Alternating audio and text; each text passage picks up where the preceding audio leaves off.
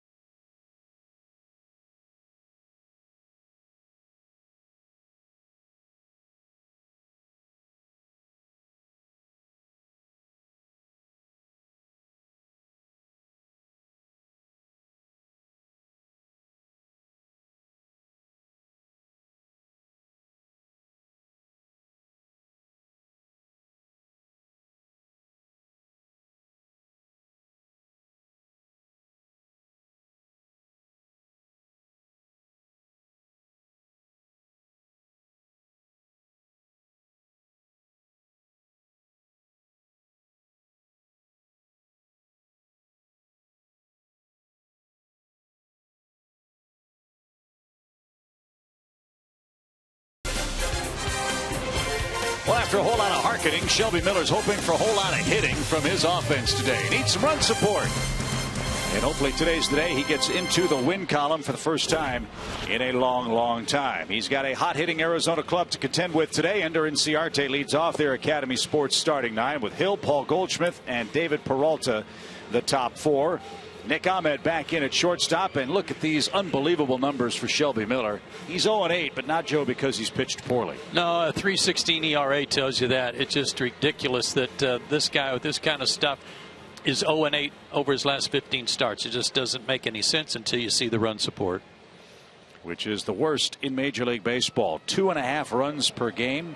And the man he's facing, as we showed you, second best run support in the game. And that's Ruby De La Rosa. So enter Inciarte ready to go. Breezy day, clouds overhead, comfortable day. Warm but very, very dry air. And Miller missed outside, and we're underway. 85 degrees in mid-August in Atlanta. Thank you. And downstairs, 2 balls, no strikes.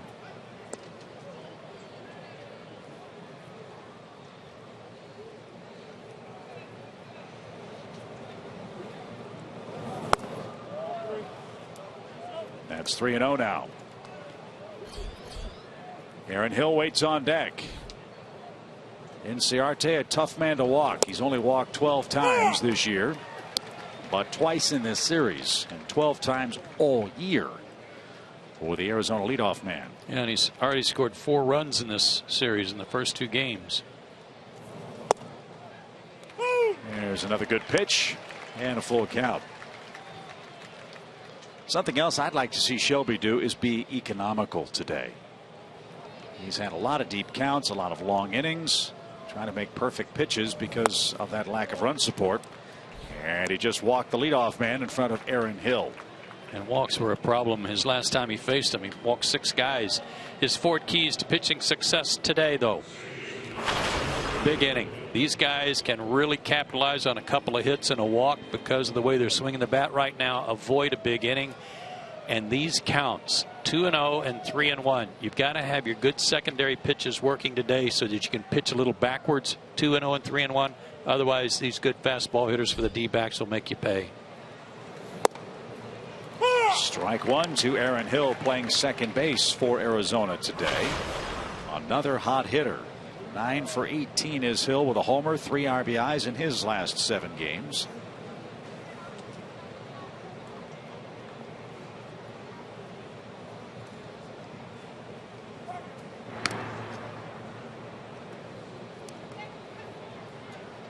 Shelby pitched against Arizona out there June 2nd.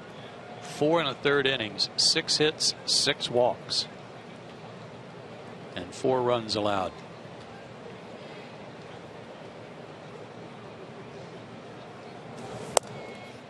Off the plate, 1 ball, 1 strike. I think that was the only start where Shelby Miller mechanically just was all a kilter. He was a whirly bird that day, really falling off drastically to the first base side.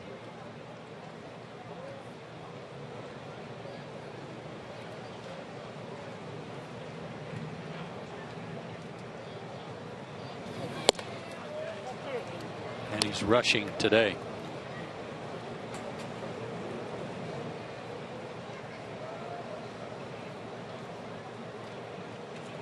Nine pitches, just 3 strikes so far for Shelby Miller. 2 balls and a strike.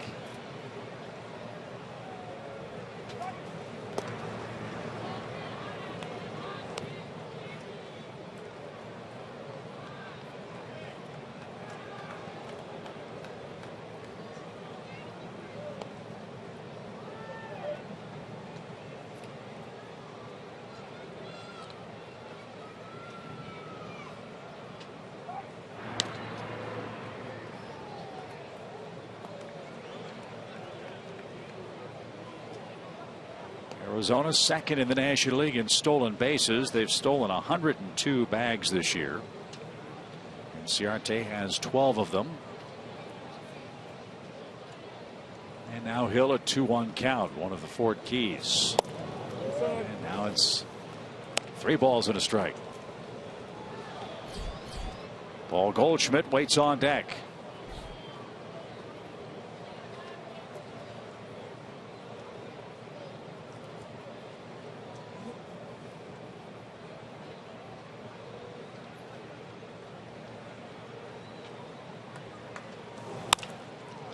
Popped up. Tardoslavich and Peterson, long run. No one can get there. That'll bounce into the stands.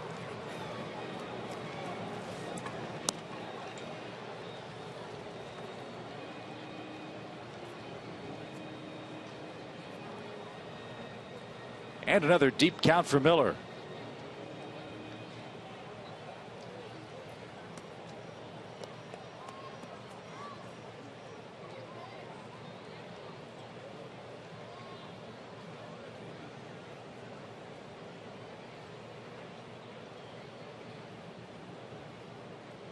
Runner goes. The pitch is low, ball 4. And he seems to be missing low. He's not really wild left or right. He's wild down in the zone. Sherwin-Williams painting the corner says he wasn't low. And that's the second or third time he's looked in at the home plate umpire, Chris Seagal, over a call that he thought should have been a strike. So A.J. Brzezinski might be talking about that as Goldschmidt stands in. Goldschmidt with a .341 average and 86 RBIs. And here's where you don't want to face the Arizona slugger. He just can't throw strike 1.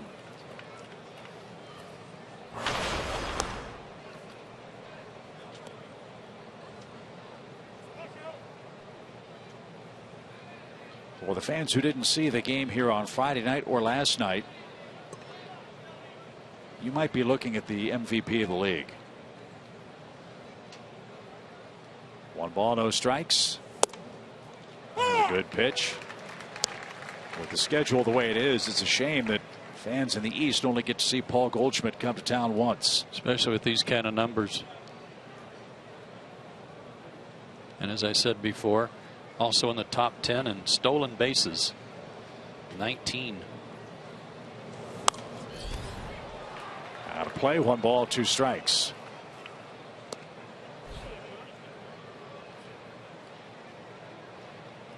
He has an interesting way of starting his swing with the bat draped over his shoulder, almost pointing straight down at the ground behind him. But then everything rocks forward. Upper body, hands, bat, to a more traditional look. He struck him out. Goldschmidt went fishing, led her high and right on by for the first out of the game. Braves have had a little luck against him, elevating the fastball, especially up and in. Got that one by him. So now double play gets you out of the inning as David Peralta stands in. He's the Arizona left fielder. He's had a good series. And he's hit the Braves hard all year.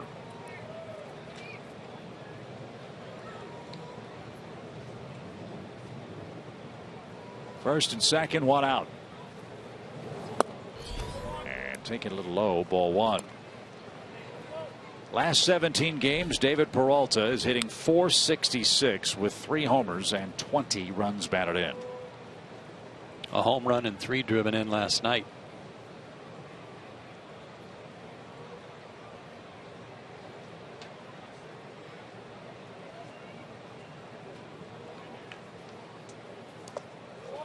Yeah, he did.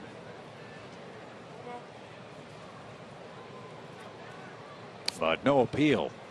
2 balls, no strikes.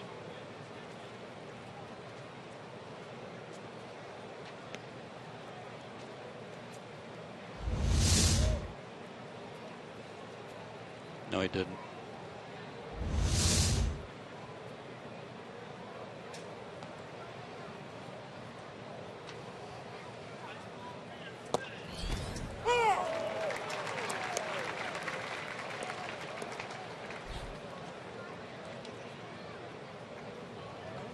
Peralta, a former minor league pitcher with the Cardinals, hurt his arm. They made him an outfielder. Here he is, having a great year with the Diamondbacks. 12 homers, 63 RBIs.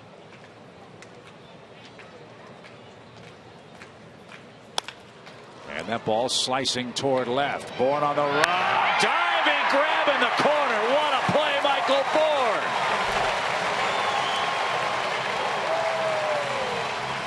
concerned for life or limb. A head-first dive with that wall approaching in foul ground. A great catch.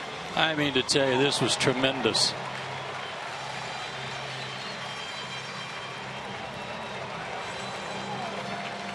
Imagine that right hand took a beating too on the warning track, trying to brace his fall, and a tip of the cap from David Peralta.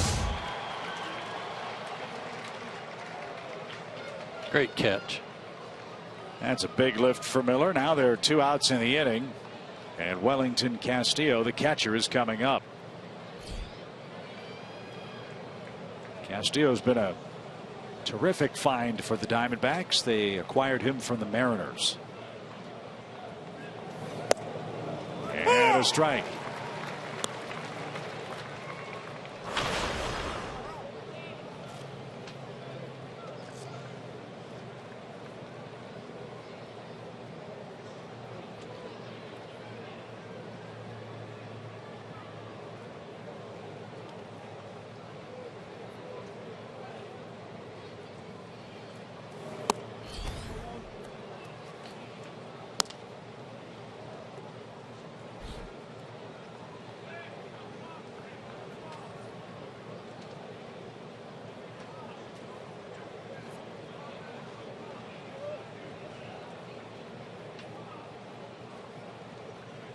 Castillo, a former Cub, has seen Miller before. And he sees that one graze the outside corner. A ball and 2 strikes. Yeah, he's gotten a couple of calls. The last 2 hitters, one away to Peralta and that one away to Castillo.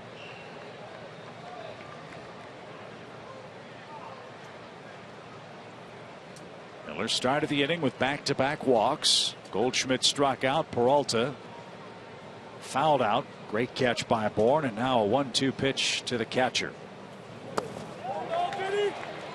No swing. 2-2. Tom Hallion hearing it from the Braves dugout.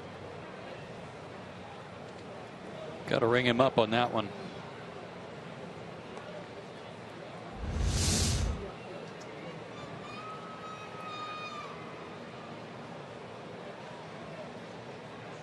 So pitch number 25 now for Miller in the first inning.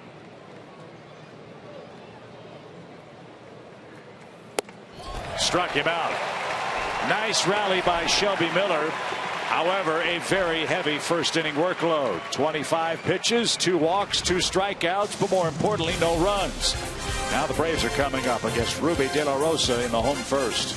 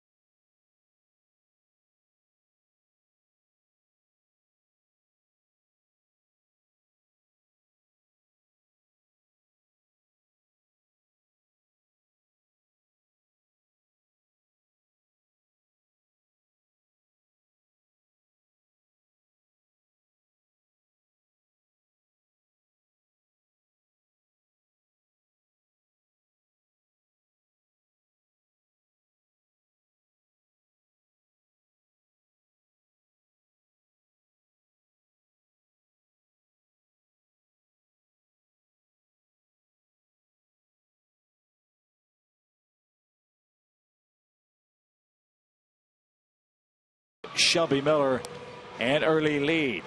Michael Bourne leads off the Braves Academy Sports batting order. Maben, Markakis, Przinsky the top 4. Garcia at third base. Jace Peterson, Terdoslavich, Simmons, Shelby Miller, And you got to score runs against this guy because he usually gets a ton of offensive support. It's Ruby De La Rosa. Check out his last 5 starts. Because of run support, he's 4-0 over his last 5. And in those 4 decisions, he's won by scores of 3-1, 2-0, 11-4, and 13-3. So he's had it pretty good.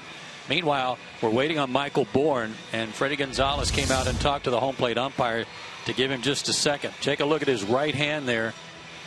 Jim Lovell taking a look at it. I'm sure they wrapped it because that's what happens when you dive and slide barehanded across the warning track. It will chew you up.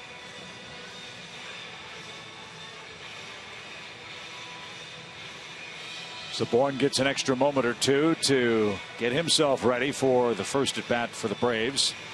And this is how that right hand got chewed up. Sliding across that chat, if you will. Able to get up, still make a good throw. There's my beef about that padding not going all the way to the ground, too. So De La Rosa starts his day with a called strike. Michael Bourne 1 for 17 as a Brave, 235, including his work with the Indians. And a shot down the right field line, pulled foul. It's 0-2. You can see Bourne looking at that right hand. It is not at all comfortable holding the bat. He's hit in a lot of tough luck since he's put a Braves uniform on again.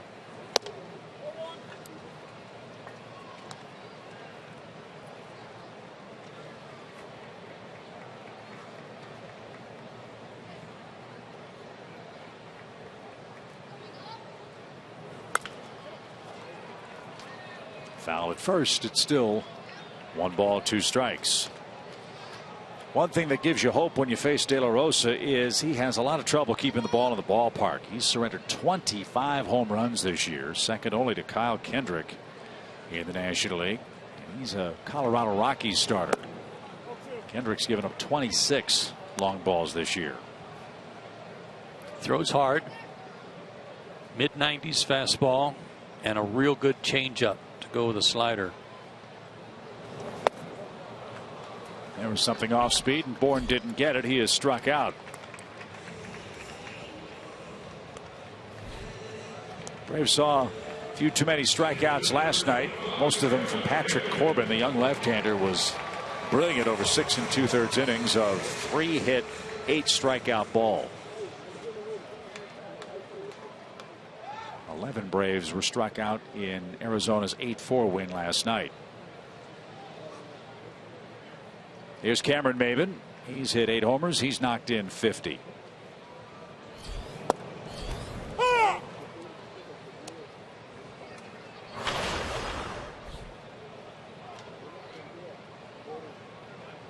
Good series, too. 4 for 8. And now 5 for 9. A 1-out single for Maybin. That gives Cameron a 5-game hitting streak. And hopefully some of that hitting magic will rub off on Nick Markakis, who has an 0 for working in the series. Dating back to Tampa Bay, Nick's 0 for his last 10. His longest streak of the year was an 0 for 14. You can go a whole year and your longest streak is 0 for 14. You're having a heck of a year. And he is at 296. 6th in the league in hits with 131 of them.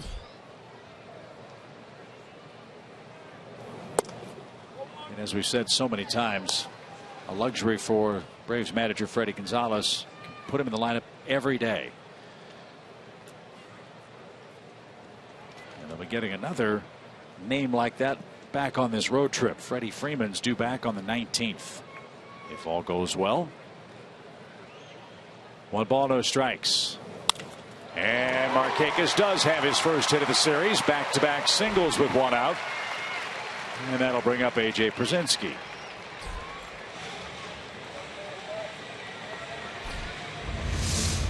Line drive serve to left. Pitch belt high out over the outer plate, outer part of the plate, right at the target. And Nick uses the whole field always.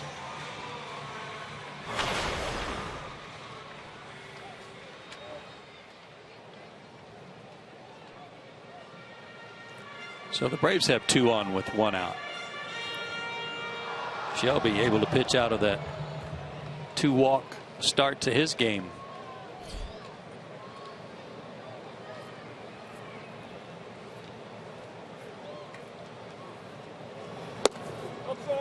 Is it hard as a hitter to have a streak like this working for your starting pitcher? What? Hard for a hitter? Yes. Yeah. What? No, I mean you know your starting pitcher's pitching great ball. You're not trying to go out there and score 1 run. Collectively, is that something that everybody knows that weighs on you? Yeah, everybody knows, and everybody wants to do well. And I wouldn't say it's heavy on your mind at the beginning of a ball game, but when you get into these situations where you got a chance to drive in a run, it certainly comes back to you. AJ's got a favorable count, 2 balls, no strikes. And then I would think once you do come through in a spot like this, it's like a shaken up soda, 2-liter soda bottle. It's almost like the pressure's off. Boom. And the hits and runs really flow freely. Early runs always help everyone relax.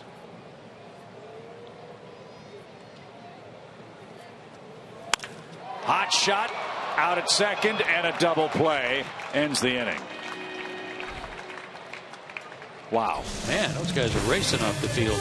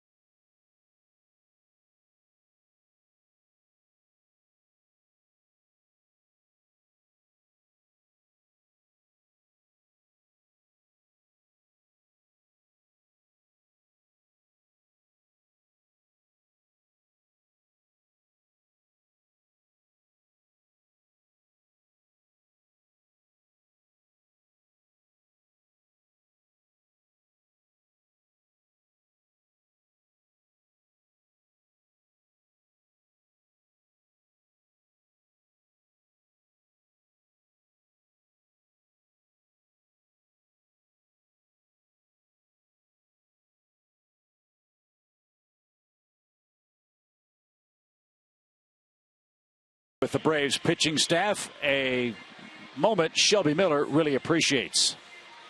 Just have him there, really locks you in and makes you want to, be the best you can be and see him with your best stuff and let him see your best stuff and stuff like that. So he's, it was awesome to have him there to help. I mean, right away he noticed some things that were wrong and we corrected it. And it's nice to have, not only him, but guys around that come around all the time to help us with those kind of things. Boy, what a great resource to have guys like Smoltz and Glavine around here a lot. Jake Lamb is in the box and takes high. And how great is it that Roger McDowell is so willing to have those guys come in and help him teach things that made them successful and embarked on their Hall of Fame careers. Well, I appreciated what Paul said in the pregame show about and complimenting Roger, because that's not the way it is in a lot of places. There are a lot of guys that are so territorial about what their job is that for Roger to offer Tom and John to come around anytime they want, to feel free, that's a real compliment to him, and it gives you some idea of in the confidence that Roger has in his own ability. 1 ball, 2 strikes for Jake Lamb. Good looking player. And another chance for Bourne. He'll avoid the warning track for the moment, and he'll step on it after he makes the catch to start the inning. 1 man down. I wouldn't call Lamb. I wouldn't put him quite in the same category, but he reminds me of a left-handed version of Matt Duffy of the Giants in a way. Third baseman, looks like a solid hitter. And I mean to tell you, that Duffy just keeps raking. He had a big bases-loaded double last night for the Giants. They clobbered Washington 12-6 last night. Giants scored 6 runs in the bottom of the 3rd inning off Gio Gonzalez. And the Nationals, believe it or not, are a .500 club. Yasmani Tomas. This is our first look at him in this series. He's had a sore calf muscle. But like Matt Duffy, he's got to be in the Rookie of the Year conversation for Arizona. .303 average, 7 homers, 41 knocked in. Oh, man, late swing.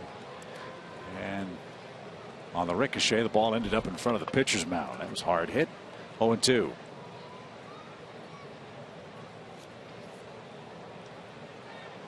He's a big body, Tomas, 6'2", 255.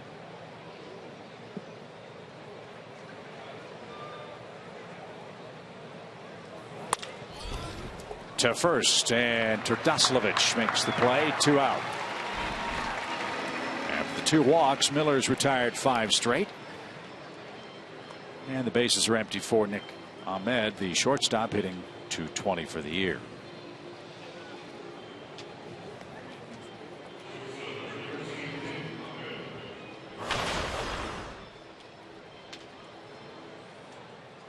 Plenty of interchangeable parts for this Arizona ball club. They have Ahmed, they have Owings, they have Hill, they have Lamb, they have Tomas, all of whom can play on the infield. They're loaded with outfielders too that they can rotate, 4 guys for 3 starting spots.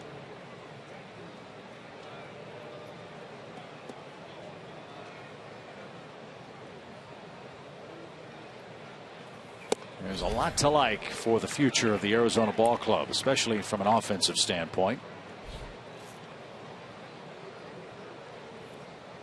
Well, we've talked about their defense and how highly ranked it is in the National League. And that always, as you've heard the old adage, it always starts, your defense starts up the middle. And with this guy at shortstop and Pollock in center, that is a great start for them in that regard. Arizona's committed just 55 errors this year. They've turned 98 double plays.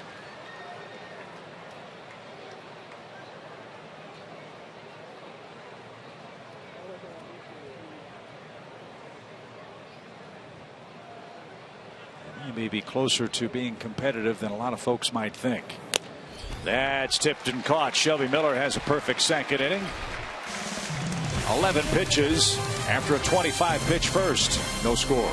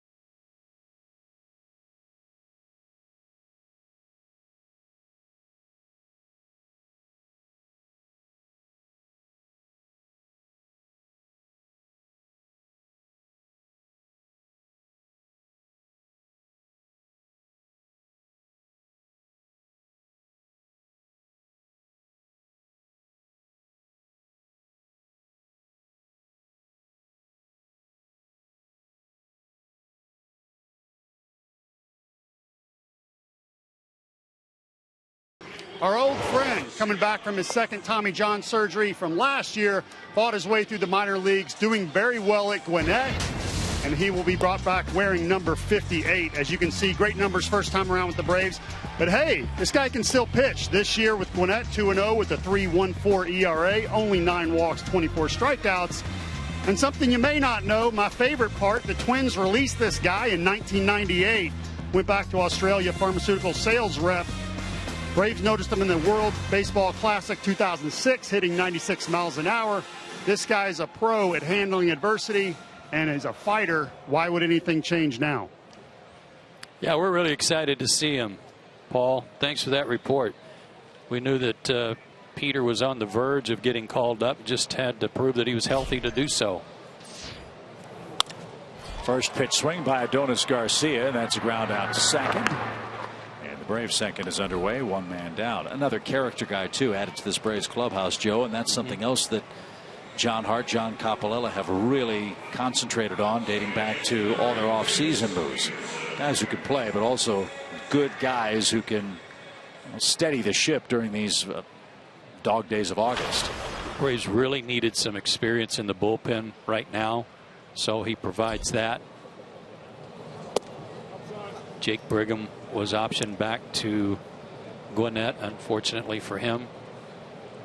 But the Braves were really getting a little desperate for some experience beyond David Aardsma down there to and now Detweiler too, to kind of calm that bullpen down a little bit, settle it some. When Peter pitches, he'll be the 56th different Brave to appear in a game this year. As Jace Peterson's ahead in the count here, 2 balls, no strikes.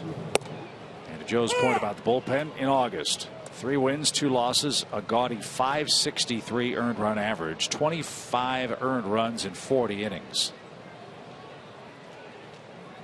So let's hope that Peter will be able to help. And if he's got that patented sinker working, that'll serve him well when we get to Chicago and play the Cubs next weekend. Ouch. Jace down in a heap for a moment, but he's back on his feet. 2 balls, 2 strikes.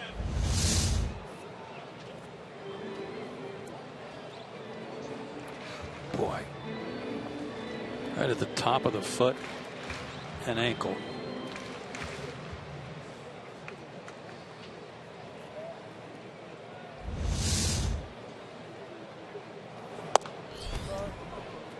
Can you feel your heartbeat in your foot when that happens? Yeah, and a pitch like that, you're just happy days that he threw that pitch away and not down and in again. Full count with 1 out. But it's barking. He hit against that front foot, but got off of it rather quickly.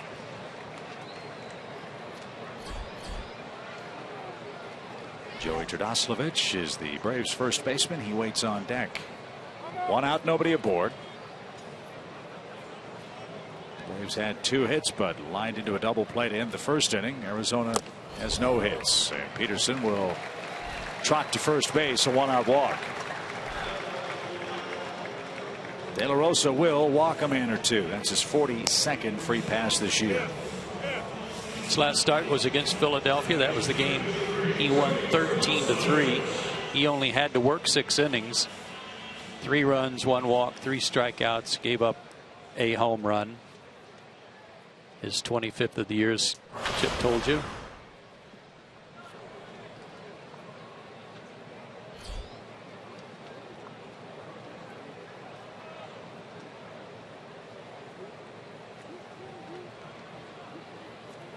He's got some interesting numbers that were in their notes today. When he gives up 1 home run or less, when he gives up none or 1, he's 9-0. And he's 1-5 otherwise.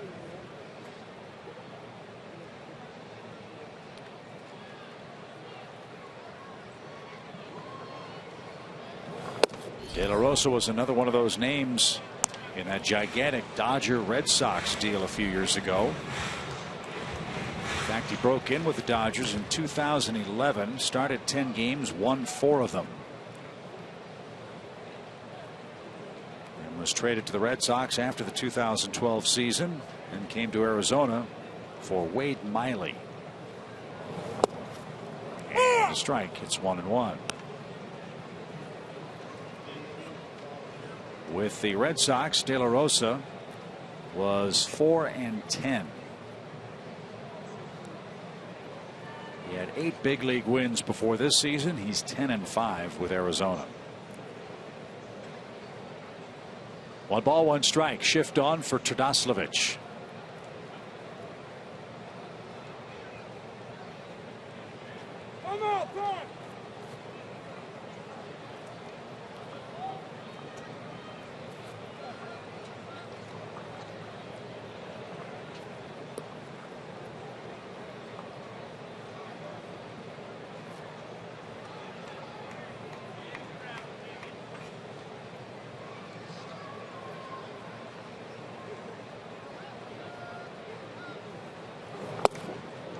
Just missed. 2 balls and a strike. De La Rosa from the Dominican Republic. His grandmother was a nanny for Pedro and Ramon Martinez. She taught them the changeup.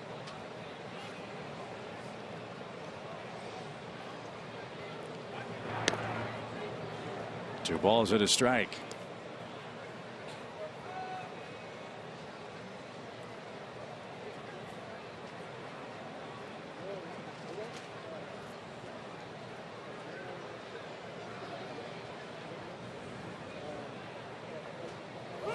Run to go. Swing and a miss. Throw is going to be in time. And Peterson is thrown out trying to steal. Trdoslavich will now face a 2-2 count. Only the second man Castillo is thrown out trying to steal this year. Yeah, he hadn't had much luck. But I don't know if that right ankle was barking enough on Jace to slow him down. But a quick release, good enough throw.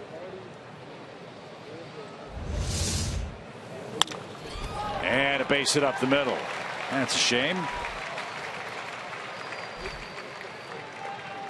Not that Trdoslavich had a hit, but that Peterson was thrown out. So Joey T at first with 2 outs for Simmons. Joey's swinging good. And that 2 double game in Tampa. Had a double here, pinch hitting in the first game of this series. Making good contact.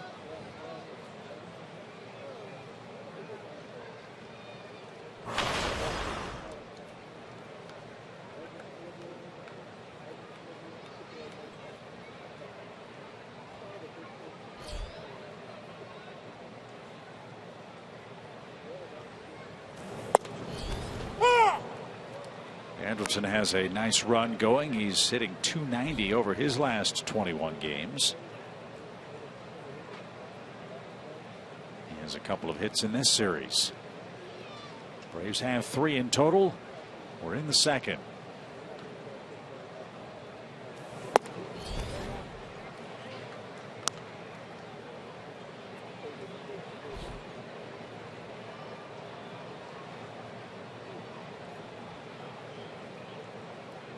It's Mike Harkey, the Arizona pitching coach. And now the 1-1 pitch. He is rolled toward Ahmed at short. His throw to first is in time, and that retires the side. De La Rosa leads off for the Diamondbacks in a scoreless third next.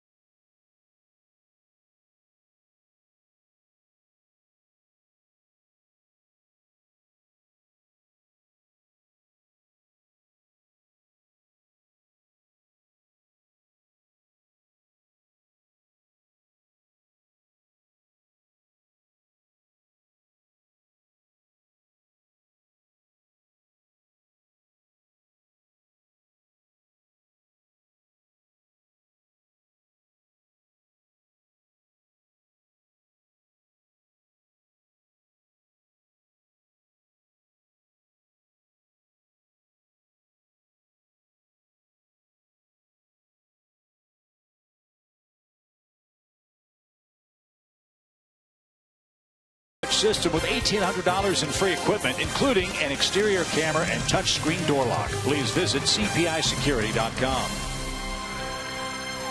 No score after 2 here in Atlanta. The Braves trying to chop down the Diamondbacks in Game 3 of our series. Fans, secure your seats for opening day in 2016 exclusively through the 2016 opening day 4-game plan. That plan comes with tickets to opening day next year, along with 3 great weekend matchups this year against the Yankees, Mets, and Cardinals.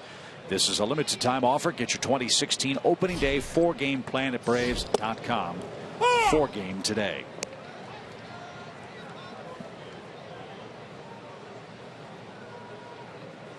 .25 pitches for Miller in the first, 11 in the second.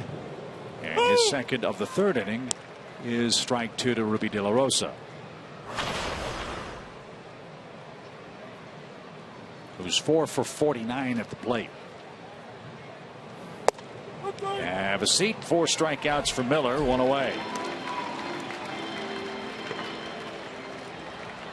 Ruby had his gloves on, but for no apparent reason. Ruby, of course.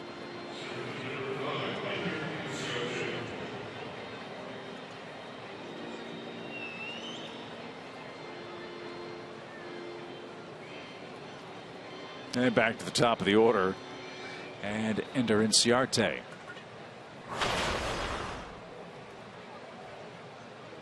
He led off with a walk. Fly ball left. Bourne gives chase, but the wind's going to blow it into the seats. Strike 1. Keep posted on the scoreboard today. Pirates and Mets, big game in New York. That one's tied 1 apiece in the 4th inning. Jeff Locke and Matt Harvey are hooked up today. They played 14 last night. Yeah, both teams need their starters to go deep. Pirates 1 and 14. Their relief corps went 7 2/3 scoreless last night. Uribe and Conforto hit homers for the Mets, but they couldn't get it done against Joe Blanton and Mark Melanson late. That's getting good news. David Wright played 7 innings at 3rd base in Jupiter yesterday. He's edging closer and closer to a comeback. And Steven Matz also threw an inning for New York as he comes back from injury. And that might be an important name to keep track of as the calendar clicks towards September. If the Mets limit innings of Syndergaard and Harvey and DeGrom, Matz is a guy that they may count on to pitch very big, meaningful innings in the heat of the race.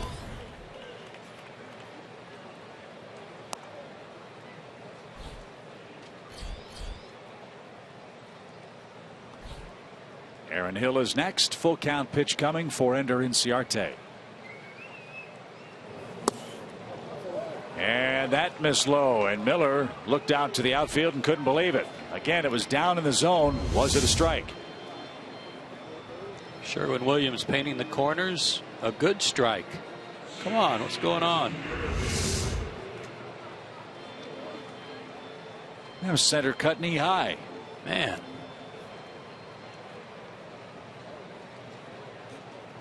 So Miller should have his 5th strikeout. Instead, he's back to the stretch with Aaron Hill up there. I'm not familiar with Mr. Seagal.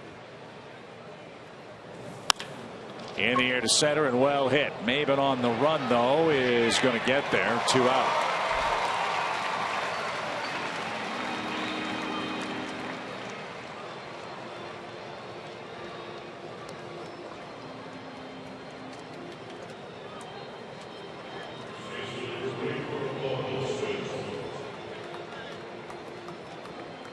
Crew Chief Tom Hallion may have to go over and do a little bit of review after this game with Mr. Seagal.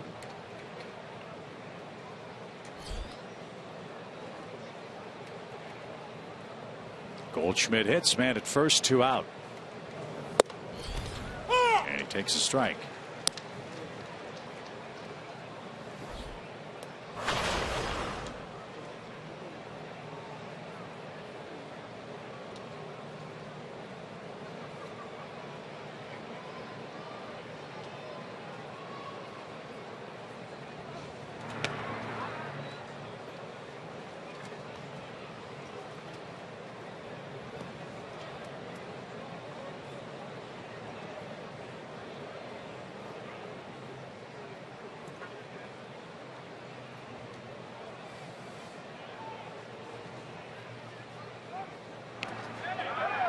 close play at first.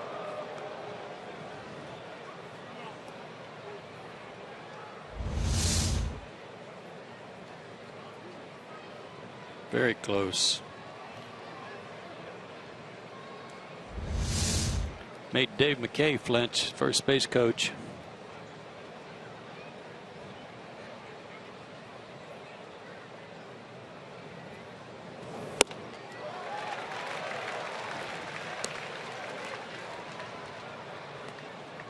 Another high fastball missed by Goldschmidt. 0-2. Yeah, you have to go beware when you go up there, but if you go up high enough above the letters, seems he can't lay off no matter how big and strong you are. You guys throwing 94, 95. That's a tough pitch to catch up to.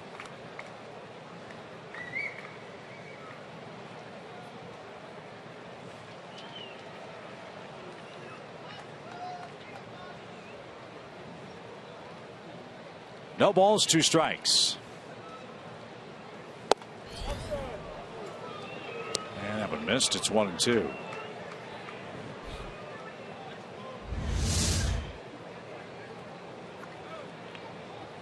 Wide.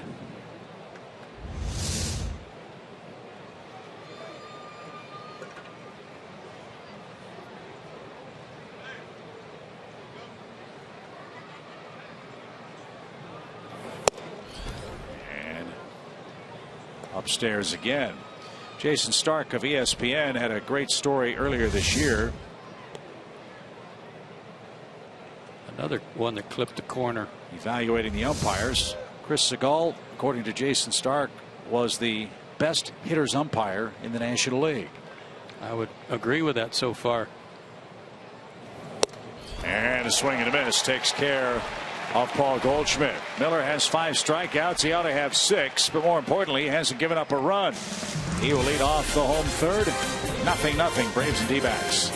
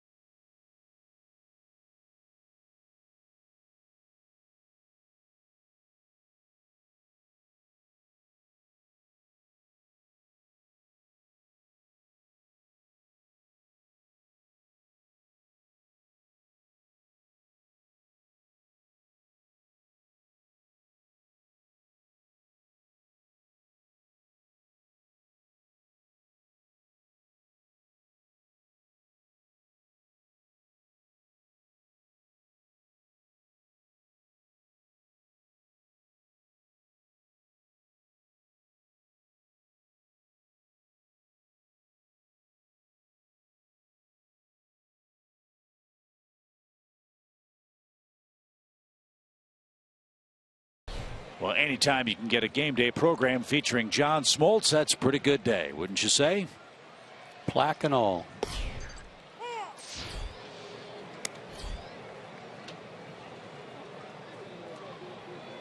Shelby Miller starts things off for the Braves in the scoreless 3rd inning.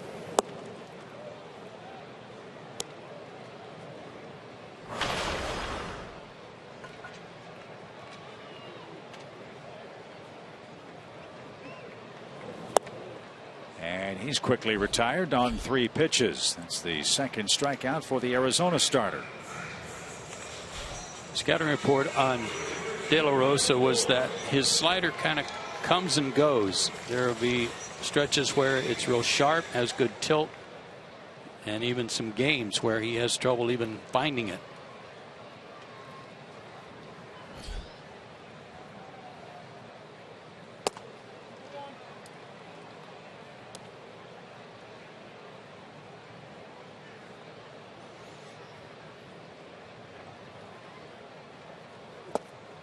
But as we've said all series long, the Diamondbacks are an organization that are trying to find, if you pardon the pun, gems like Ruby to polish up and supplement their good offensive club. There's nothing shabby with 10 wins, but 6 runs a game is probably not a sustainable run support total for Ruby De La Rosa. There's a lot to like. The Diamondbacks with former Dodger, former Red Sox pitcher who's come back from a couple of arm injuries too, including Tommy John.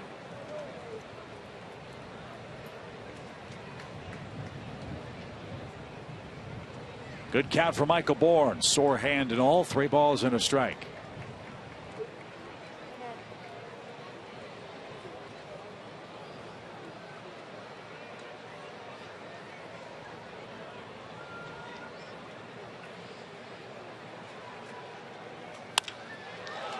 Slicing down the left field line. Peralta can't get there. It's up against the fence, and Michael Bourne has a double with 1 out.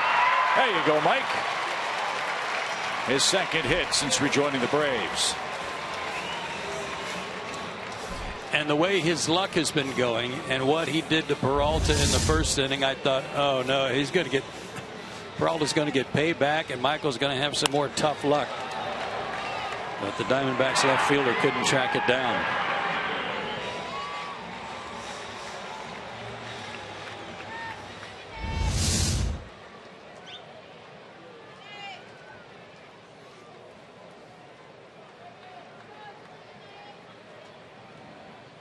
Cameron Maybin's riding a hot streak. Let's see if he can bring home Michael Bourne. As you know, Cameron's been one of the best hitters all year in the National League with runners in scoring position.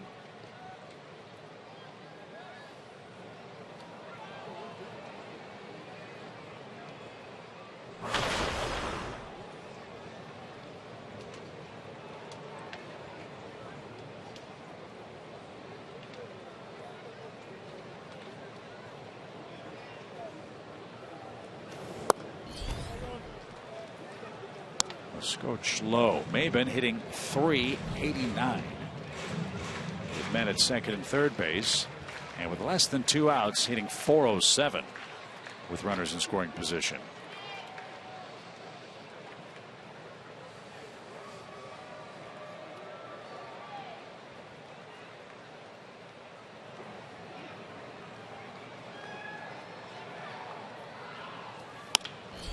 To short.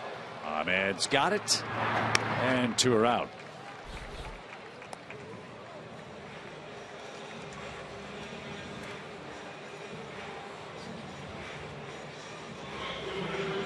When you've got a lineup like the Diamondbacks have that is so productive and has good power up and down the lineup, you don't need a lot of production out of your shortstop. So the fact that Nick Ahmed came in not 2 for his last 22, struck out his only time up today and only hitting .220. They don't need him to hit. They need him to play good shortstop, which he's done.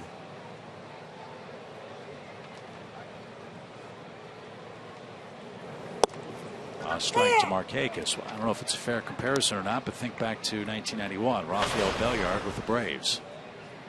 Catch everything.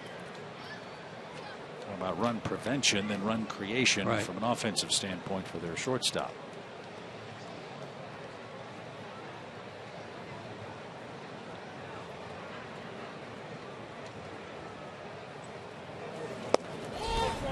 Throw back to second. It's into center field. Backed up.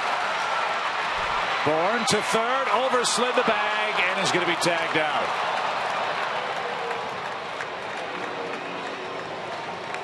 Bourne was in scoring position already for Nick Markakis. He makes the third out at third base, trying to advance on a bad throw by Castillo. And that's the kind of luck Shelby Miller has gone through from an offensive standpoint for the Braves.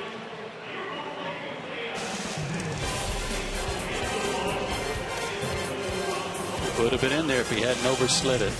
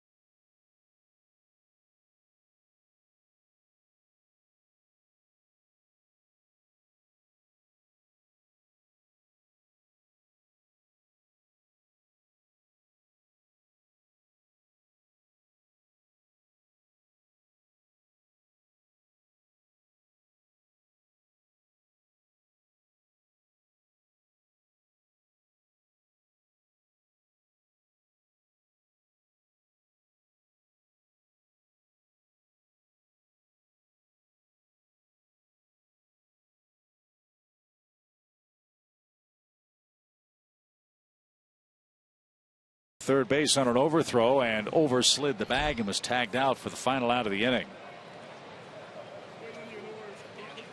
So Shelby Miller still without any run support. But he has yet to allow a hit to the Diamondbacks. David Peralta leads off and fouls one away, strike one.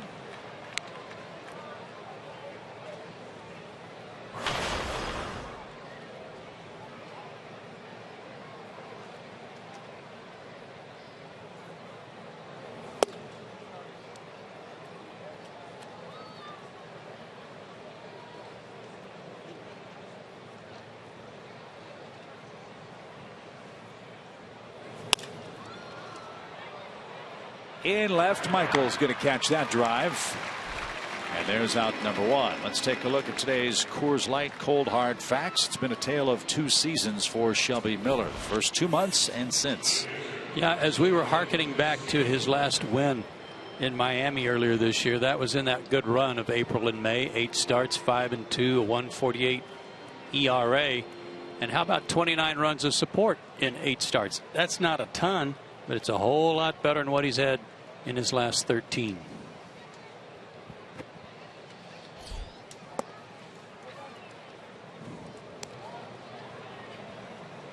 Seven total runs of support in Miller's last 10. No runs in 7 of those 10. Bounding ball toward Garcia at third. He'll take care of Castillo, and 2 are out.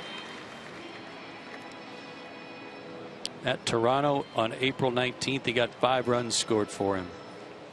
At home against Philadelphia, that's one of his complete game shutouts. He beat them 9-0, got 9 runs of support. And then his other complete game shutout at Miami was the near no-hitter. 6 runs on that occasion. Jake Lamb hits and takes a strike. I am not one of those folks who discounts the value of a win for a starting pitcher. I can understand the thought process of some who feel that it's not an accurate gauge of a pitcher's effectiveness. And I think that were someone to make that argument, you could very clearly use Shelby Miller as an example. And Ruby De La Rosa. Yeah, right. He's 10 wins and a ton of runs. Right. So we know how well Shelby Miller can pitch without run support. It's an open question as to how well De La Rosa can pitch if he gets 2 runs a game. Well, he pitched for Boston last year and was 4-8. And you would figure they gave him some runs to work with. Strike 3. Jake Lamb is rung up. Miller finally got a call. Yeah, he did. That's 6 strikeouts and a 9-pitch inning. Shelby has not allowed a hit.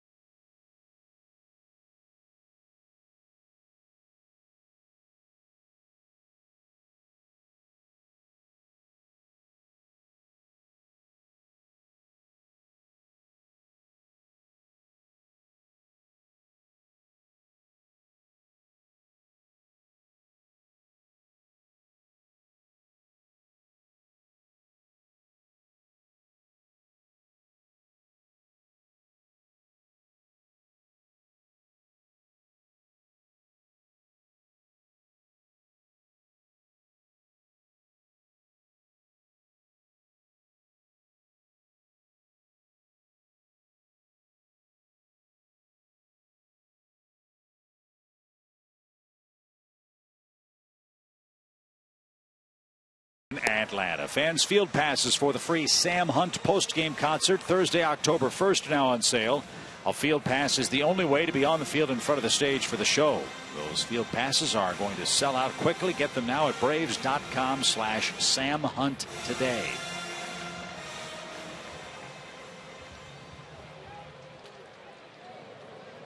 Shelby's doing his part.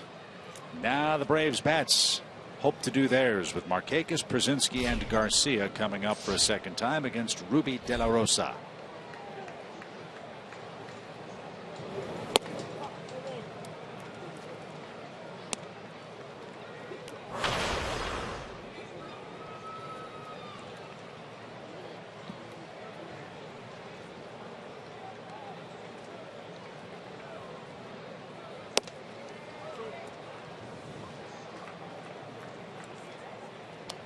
Braves have had some base runners, but not their leadoff man in any inning so far.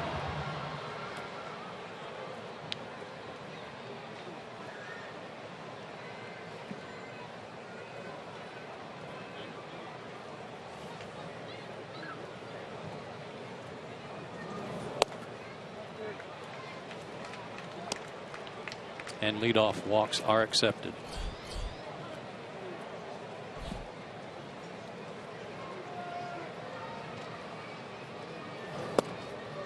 And that's exactly what Markakis earns. Good start to the inning. A.J. Przinsky's coming up. 2 walks for De La Rosa.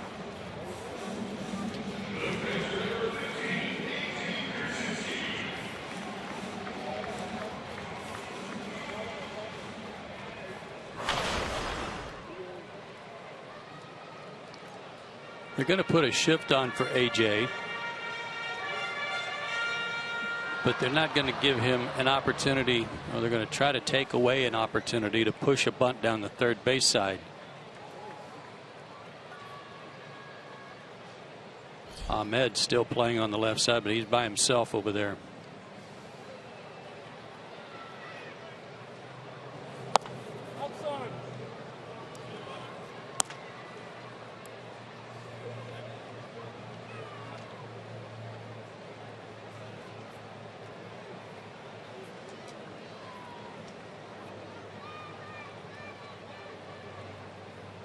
Nick has a short lead at first as the 1-0 pitch is slashed toward left by Przinsky. He did take a shot to left field. And an even count.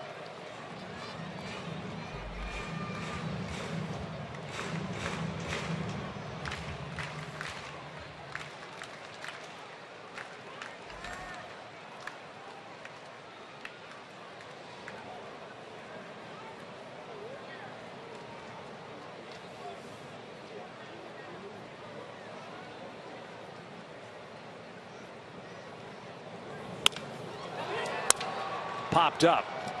Shallow center, and Przinsky broke his bat and tomahawked that baby as he made his way down the first base line.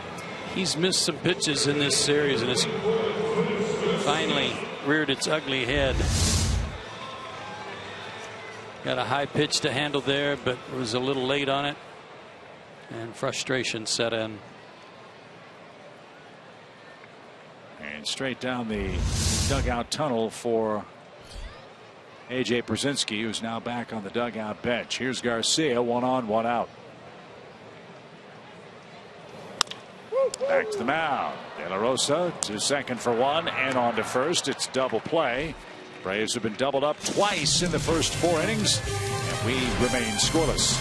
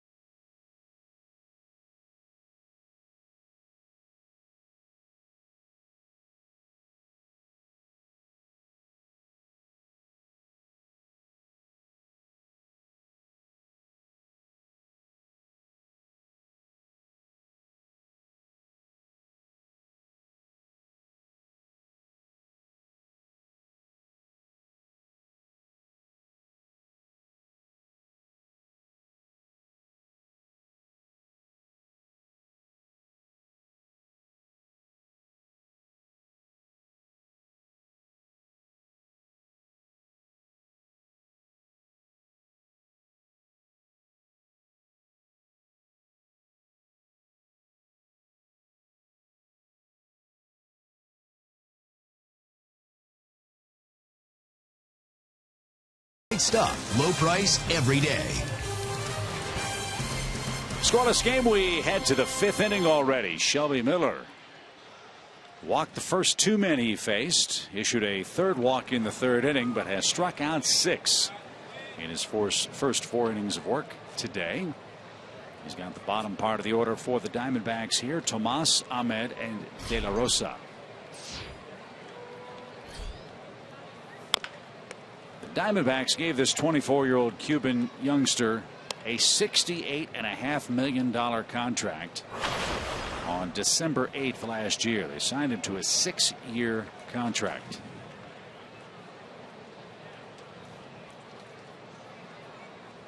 He's played some at 3rd base, but we were told, Joe, he looks much more comfortable as an outfielder. Yeah, he's better off in right field. Could probably play either one of the corner outfield spots, but they use him primarily in right.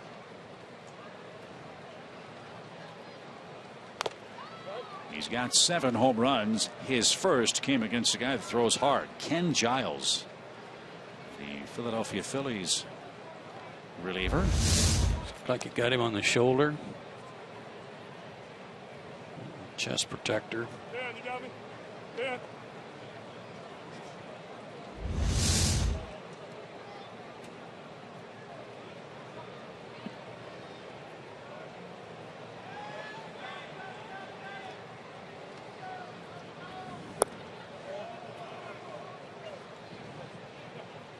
Two balls, 2 strikes. He's got a big hitch in his swing, Tomas. I mean, there's a little bat waggle there, but then it's a very pronounced forward tilt as he's trying to start his hands.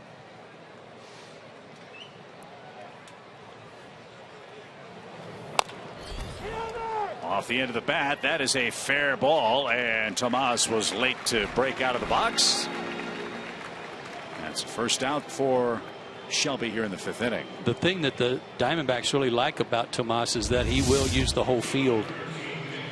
Second time he's grounded out to the right side.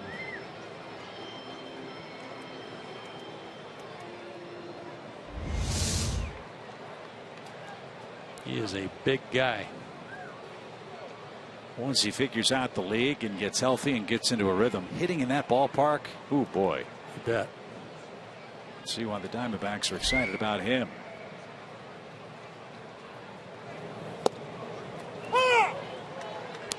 No balls and a strike.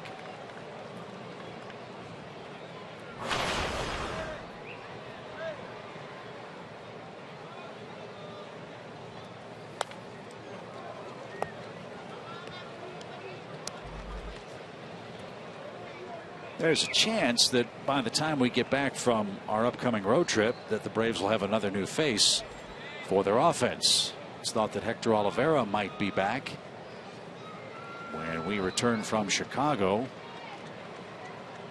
Got the Rockies here August 24th for a 3-game series. Oliveira has been swinging the bat down with the Gulf Coast League team as well. And the Braves think he's going to be, like Tomas, a big part of the future here in Atlanta. You bet. Hope to see him as soon as possible.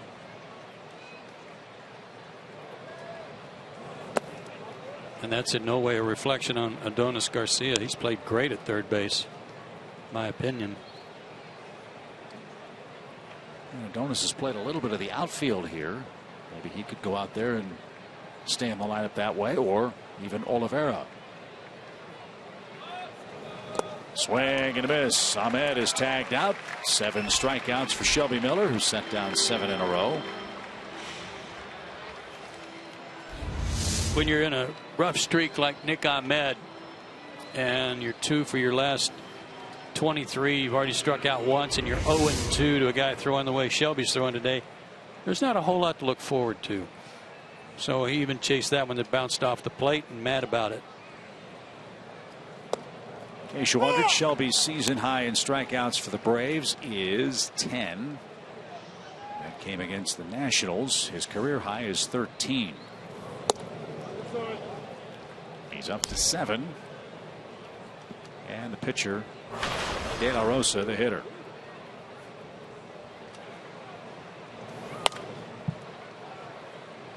Who was that 13 strikeout effort against? The Rockies. In that game where he gave up a hit to the first batter and then retired 27 in a row. May 10th, 2013 at Busch Stadium.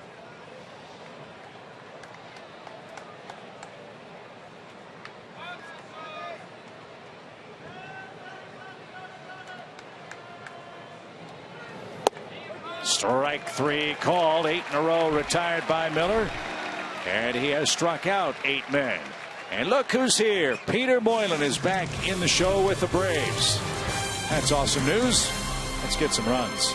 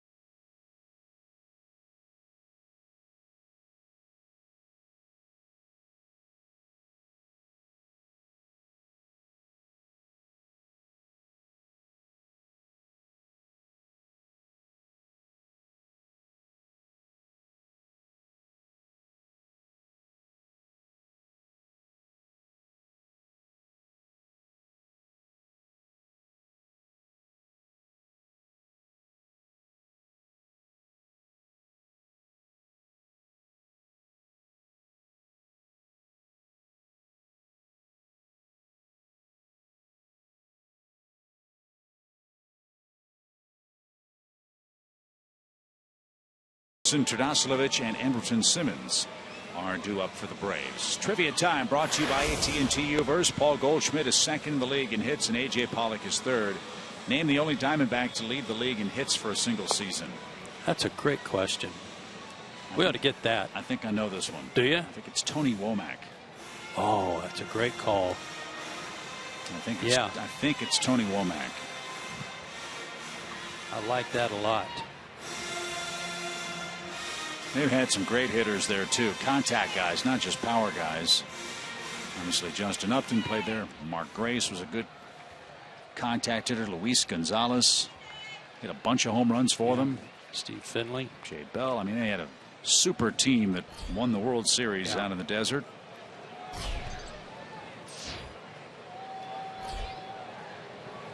And their manager was Bob Brenly, who's in the ballpark today broadcasting for Fox Sports Arizona.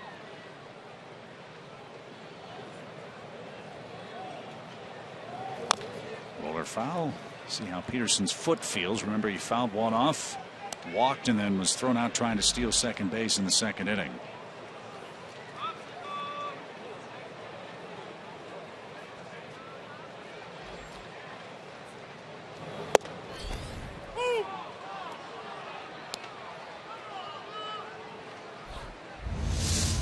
Sherwin-Williams painting the corners again.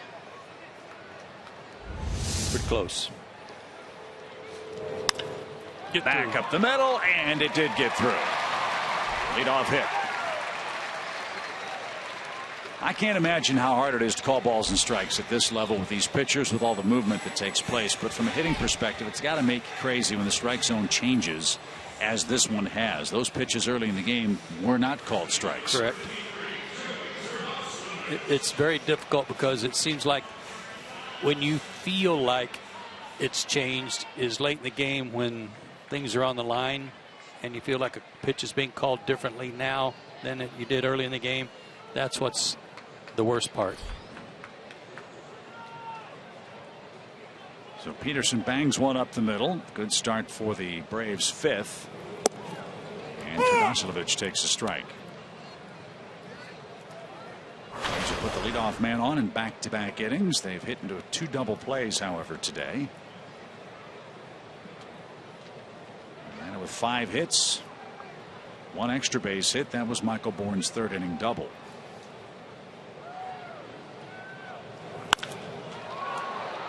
Mile-high fly ball to center. Inciarte, with the glasses gleaming, makes the one-handed catch. 1 out.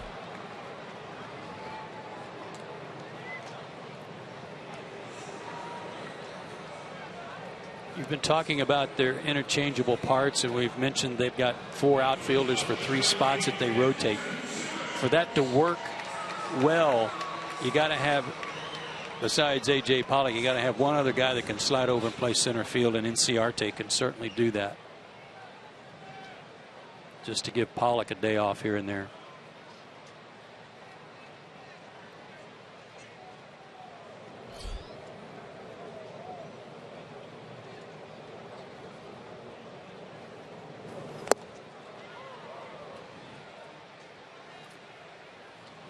Big swing by Simmons, strike 1. He rolled out to short in his lone at bat. That was in the second. How about a ball 1 delivery and then a hit and run?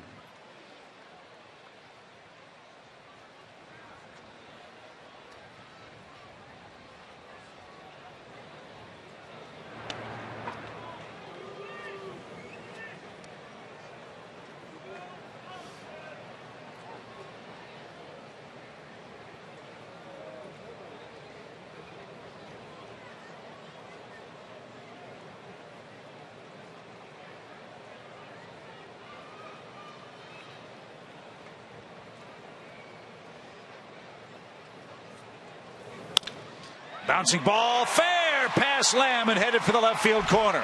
Peterson's on his way to 3rd. Simmons on his way to 2nd. He'll stand there with a double, and the Braves are in business. And Shelby Miller in prime position to help himself with 1 out.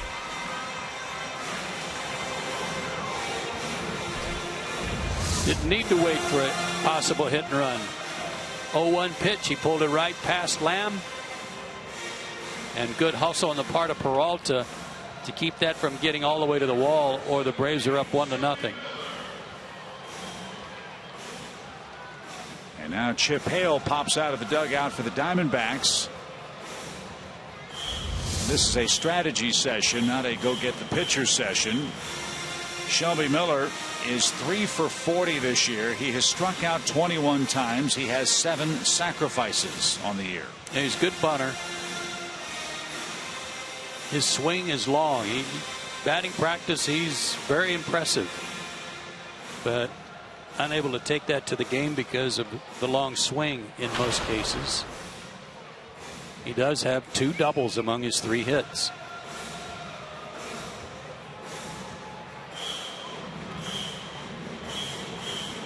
He'd settle for a bloop single right here. Yep.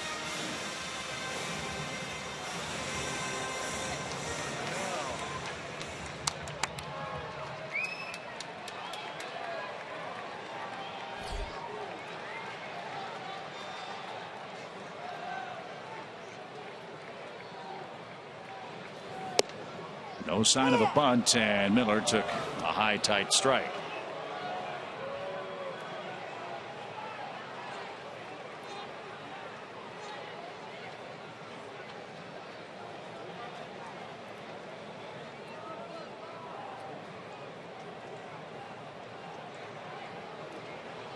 Infield in, strike 1. And a long look at Bo Porter.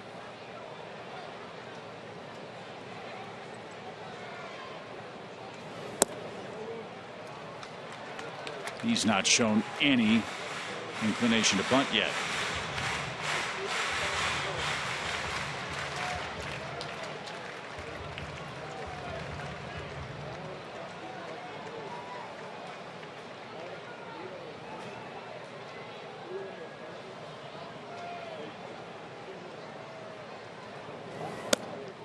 He's gone 2-1 to the pitcher.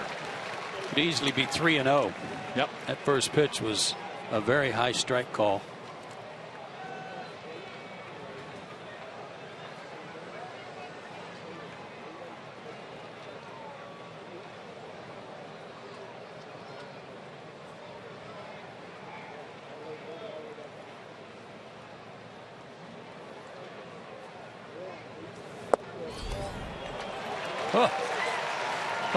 So now they're even, and De La Rosa can't believe it.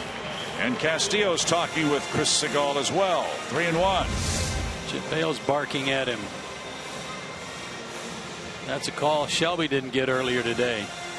But I still feel that it evened out because he got a call on a strike on the first pitch that was out of the zone.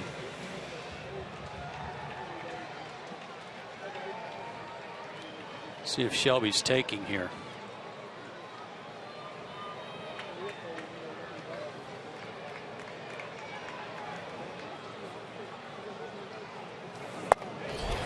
Miller walks, and the bases are loaded. He didn't show bunt once in that sequence. And now Michael Bourne has a chance to make it a big inning for the Braves. Sliced a double his last time up.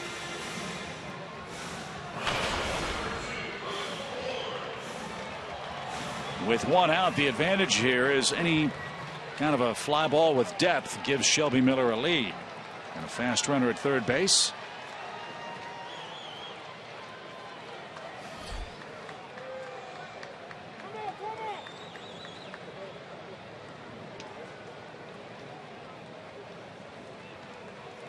The last time Shelby Miller enjoyed a lead in a big league game was July 30th. That was for all of 1 inning.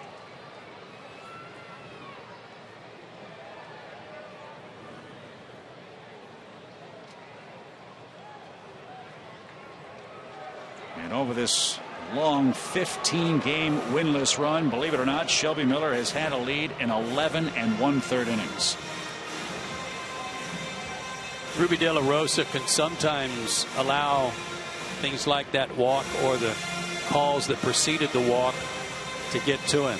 He can lose his composure. That's why they've had Wellington Castillo catch him every game because Castillo seems to get him back on track, and they certainly need him to do that here.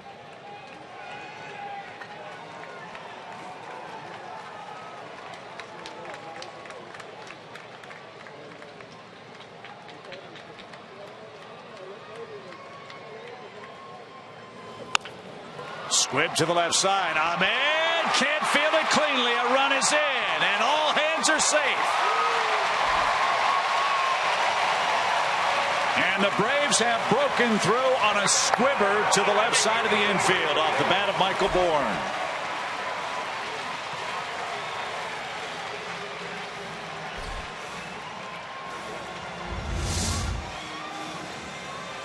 It's an odd play because it was right in between short and third. They're going to charge Ahmed with an error. And when that ball came up and got right into Andrelton Simmons, they're fortunate he didn't inadvertently kick that into foul territory, which would have scored a couple more. So it's 1-0. Bases loaded for Cameron Maybin, who's singled and grounded out.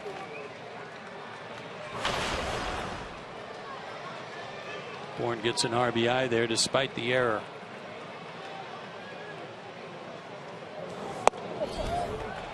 And downstairs from De La Rosa.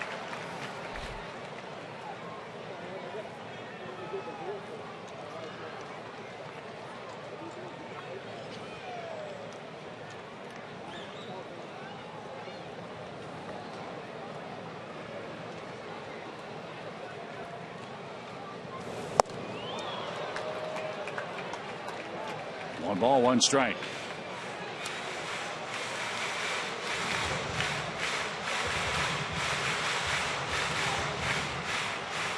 Simmons at third.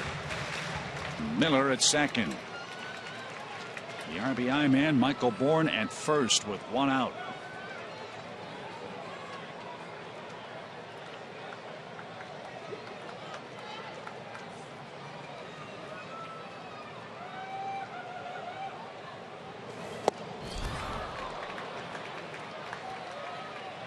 Couple real good pitches back to back. Very good pitches that were kind of running in on Cameron, tying him up.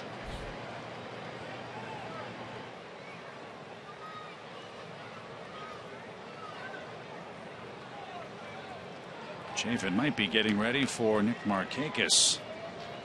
One ball, two strikes. Staying in on him. Castillo couldn't hang on. There's a break.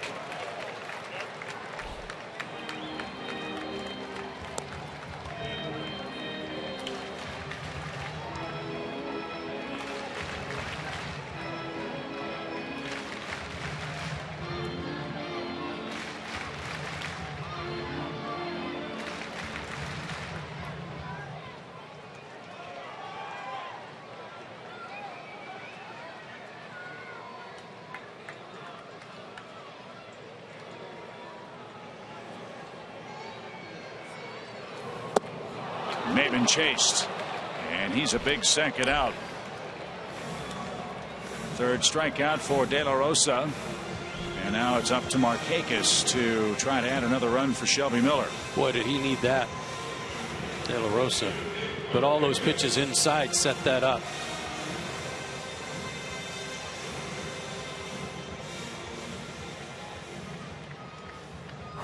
See how aggressive Nick is early in the count.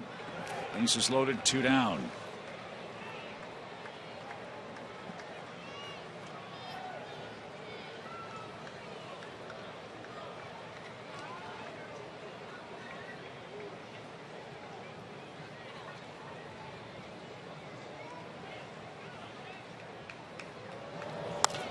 First pitch swing and a fly ball to left. Peralta is under it, and he'll make the catch. Boy, all in all, De La Rosa did a heck of a job to limit the damage to one. An infield squibber scores Jace Peterson, and Shelby Miller has a lead after 5.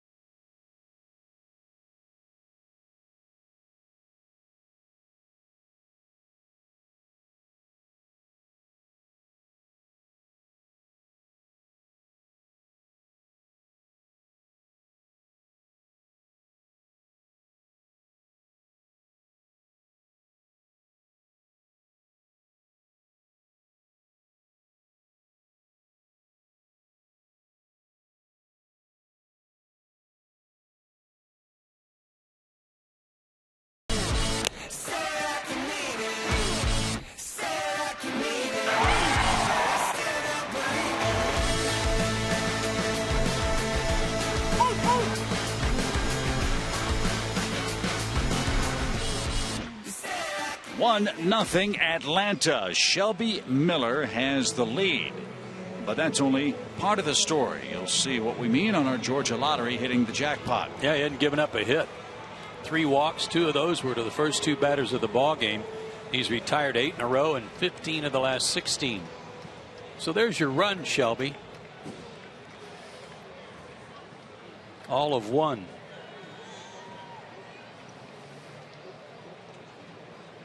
Well, that might feel like 5. Again, when you have seen the Braves offense score no runs in 7 of his last 10 starts, he might feel like the king of the hill as he begins the 6th inning. Top of the order up for the Diamondbacks, and Ciarte takes a ball. See how Shelby fares after running the bases for much of the 5th inning. A warm 85-degree day, gentle breeze, not too humid. Split the plate at the knees.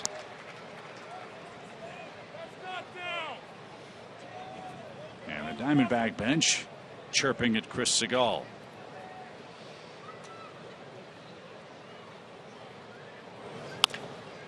Oh, Miller with a backhand. That's 2 sparkling defensive plays made by the Braves. 1 in foul ground. That one right back at the pitcher's mound. 1 out.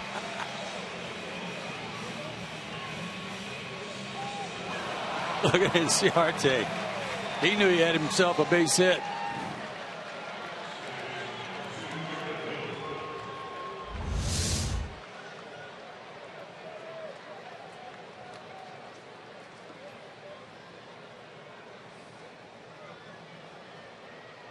Here's Aaron Hill. Strike for Miller.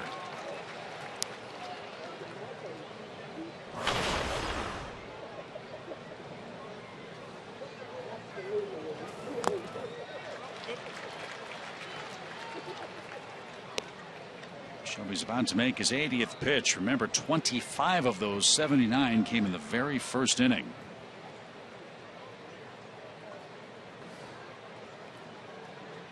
Oh, 0-2.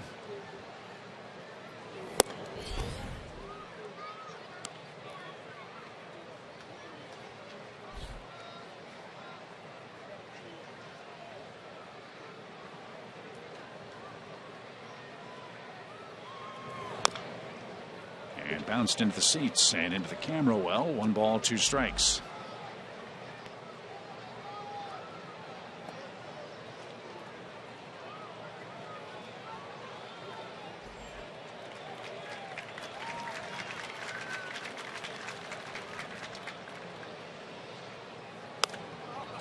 Breaking ball hit in the air toward Bourne in left. 2 outs.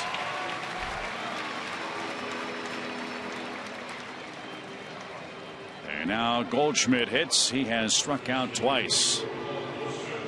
Goldschmidt, one of the game's great young hitting stars, for whatever reason does not like hitting in this ballpark.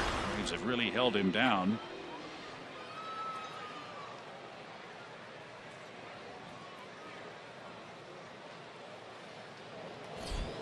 He's 3 for 11 in the series with 6 strikeouts. Yeah. And a lot of those upstairs.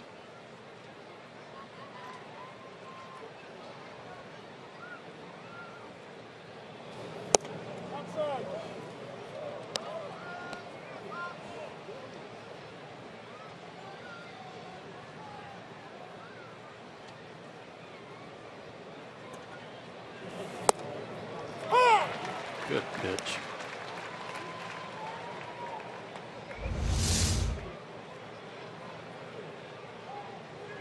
Bottom of the zone. Outer third.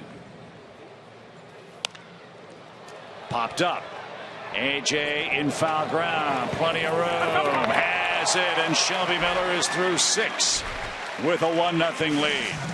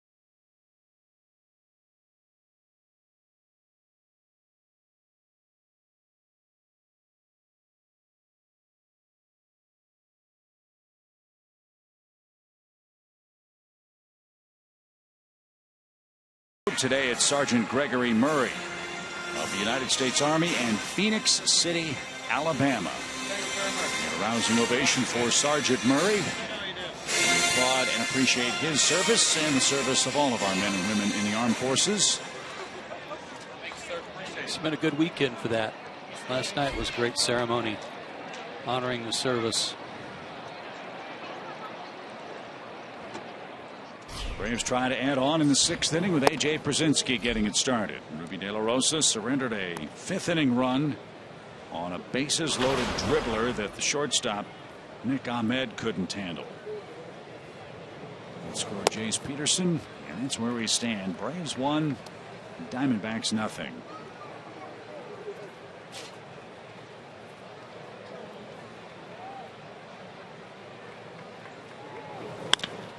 Into the shift, and Przinsky will be the first out.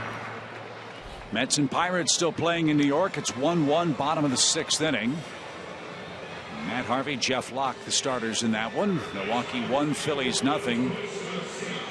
The Phillies are winless this year against the Brewers, 0-6, believe it or not. Cardinals 3, Miami 1. Marcell Ozuna back in the big leagues. Christian Yelich disabled. He hurt his knee in the Marlins games against the Braves here in Atlanta. Speaking of Yelich, his brother Colin Yelich was 2 for 4 last night for the Gulf Coast Braves. It's DH.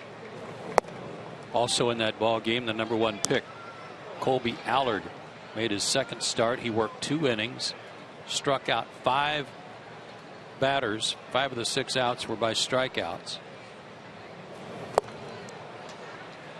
and 4 of the 5 strikeouts were swinging. So in his 3 innings as a professional so far, Colby Allard has struck out 8. I like his pace. Outside to Garcia. 2 balls, 2 strikes.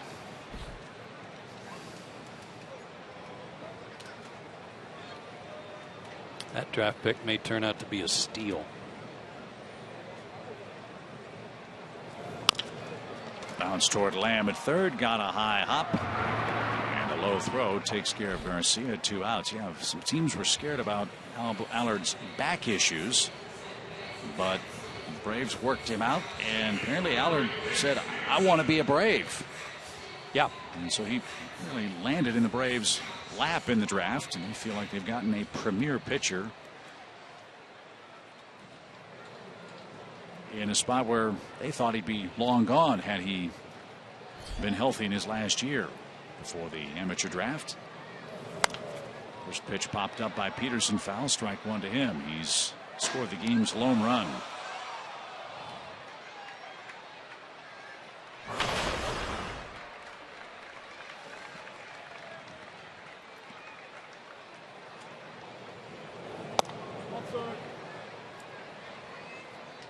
Ruby De La Rosa answering some of those questions we had about how well he can pitch without a lot of run support. That ball smoked to center. Inciarte on the run. That ball is over his head, and it's over the wall on a bounce. Jace Peterson with a 2-out double. He's got a perfect day at the plate, and that's his 20th 2-base hit of the year. That ball was smoked. Good call. Inciarte plays a little shallower, I think, than Pollock does, and with 2 out, he got burned.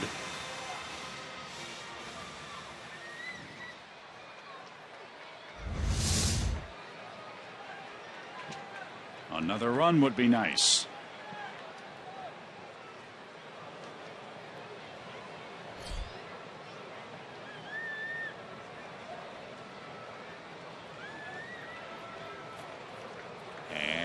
Castillo and Ahmed will talk it over on the mound. Pittsburgh will host the Diamondbacks next. The Braves will jump on the Delta charter and head to San Diego for our series opener tomorrow night. Williams Perez will pitch for the Braves. Colin Ray will go for the Padres. Don't know much about Colin Ray. I have to do some homework on the plane. Padres are a little testy. Did you see what happened in the dugout yesterday? No. Justin Upton got mad and fired his helmet. It hit one of his teammates and knocked him out of the game yesterday. That'd make me testy.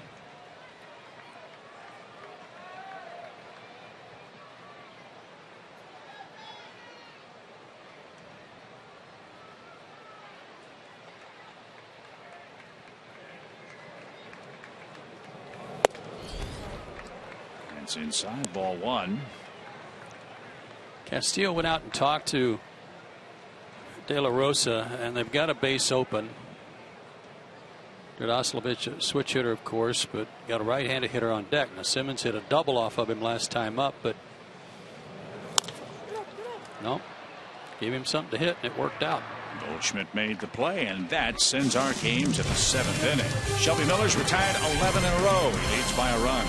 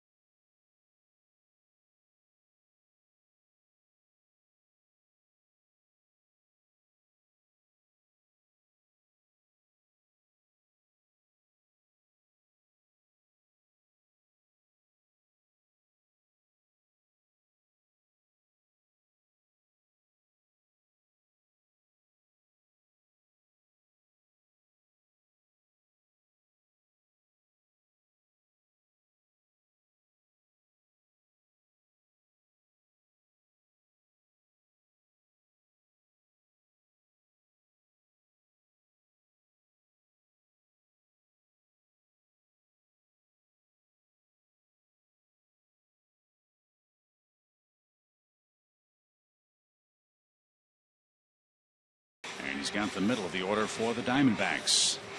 3 walks, 8 strikeouts, 2 walks to start the ball game. He pitched around that. On top of the 11 in a row, he's retired 18 of the last 19. And has a huge 1-0 lead.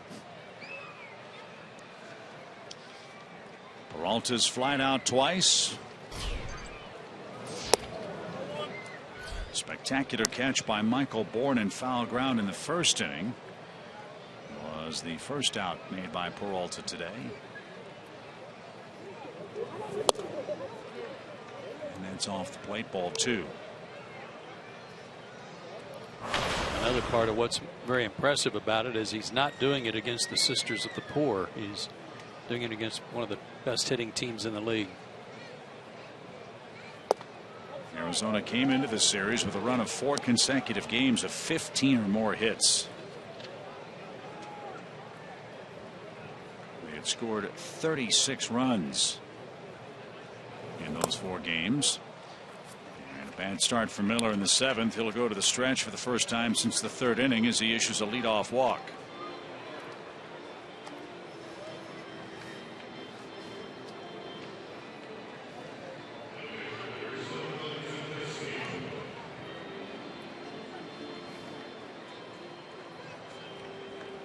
Castillo's hit 13 homers since June 3rd when he came over from the Mariners. Tuffy Gosowich began the year as the #1 catcher for the Diamondbacks, but he tore up his knee. And then went out and got Jared Saltalamacchia after he was let go by the Marlins. But Castillo's very quickly become a very popular player in Arizona with those kinds of offensive numbers, it's easy to understand why. Came in and made a quick impact. Traded Mark Trumbo for him.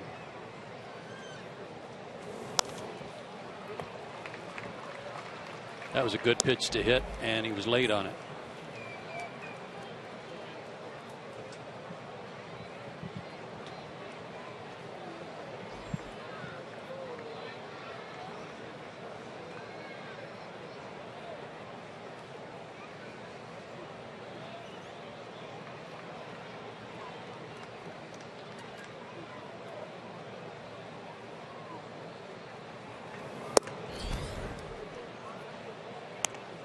Still got enough in the tank. That was 95.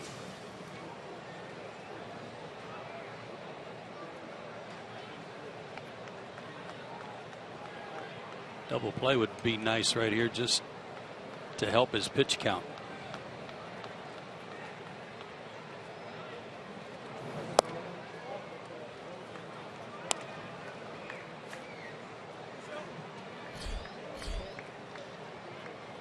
He's missed. He hasn't missed by much most of the day. Good fastball, and he's had a good slider. Got 1 or 2 outs on a slow curve.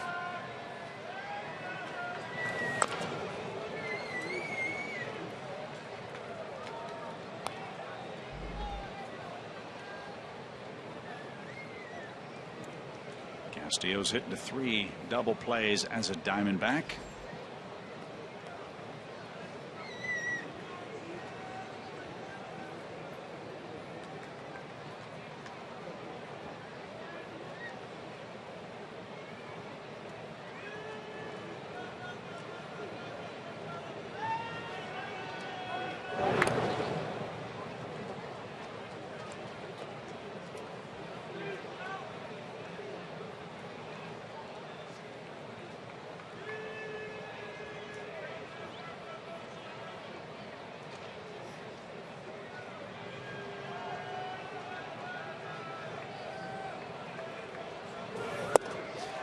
Struck him out right under his hands. Number 9 for Shelby, 1 shy of his season high of 10. A little disbelief on the part of Castillo because it was a fastball and it was up and tied him up and in.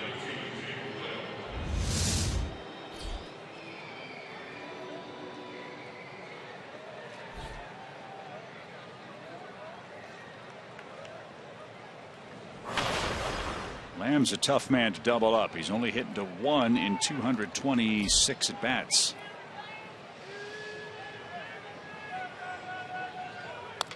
Strike 1. This guy bothers me. I mean, top of the order does too, especially Goldschmidt, of course, but this guy would bother me a little bit in this situation because he's got such quick hands. That was a good swing he just put on that ball.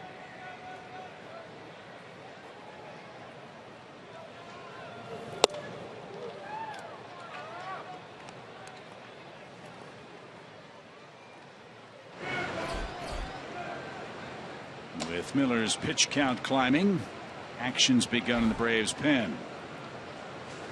Just joined us. Yes, that is Peter Moylan, called up today.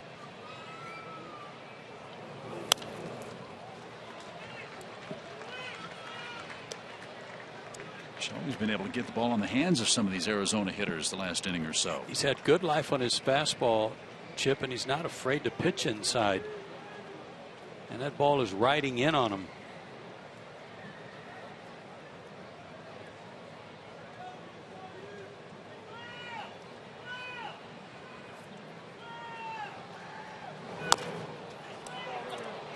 And that can sometimes be the result. And that missed his shin guard. Must have got his foot.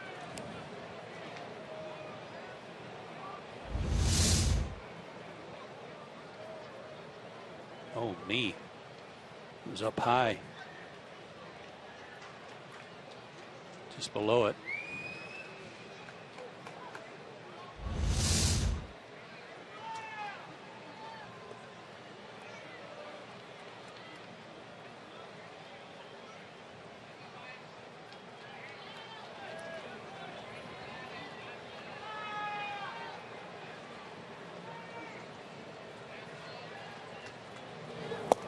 Struck him out with a slider. Miller has 10.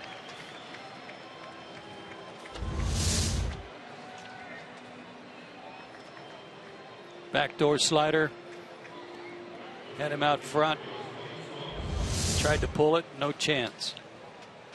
Fourth time Miller has struck out 10 or more men in a big league game. And now he's got to worry about Yasmani Tomas, who's hit the ball to the right side twice. Both times Trudaslovich made the play at first. And he squibs one that way again. Joey's got it. Miller sprints to the bag. And he's through 7 without allowing a hit. 10 strikeouts for Miller. He leads 1-0. As the Braves try to take 2 out of 3 from the Diamondbacks. The question is now, will Shelby Miller be allowed to continue on a hot day and a high pitch count? Call your friends. Not only is Shelby Miller pitching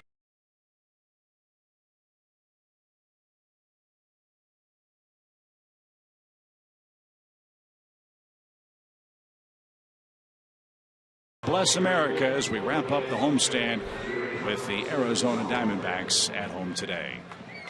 God bless America,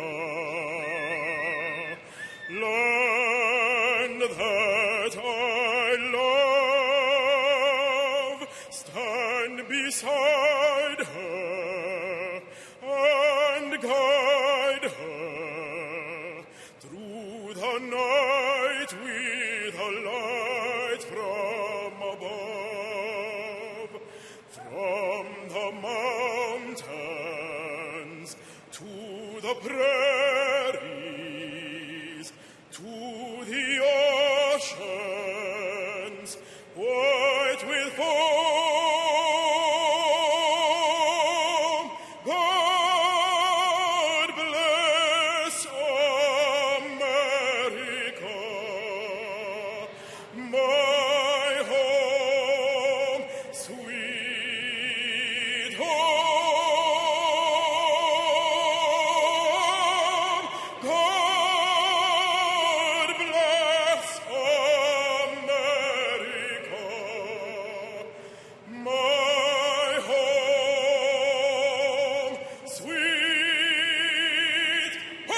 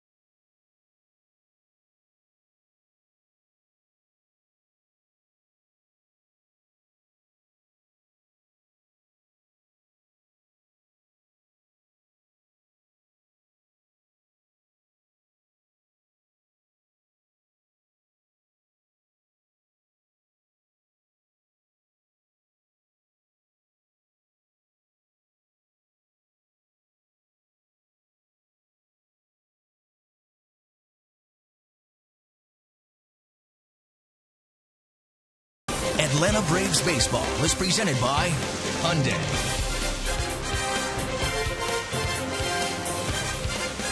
It's been a smooth ride through 7 innings for Shelby Miller today. He leads 1-0 at the 7th inning stretch, and he is due to hit second despite a high pitch count. And as Joe said, he does have a special game brewing against Arizona this afternoon.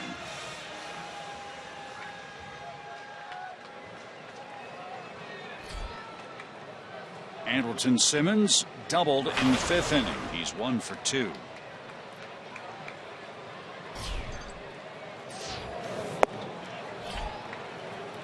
One ball, no strikes.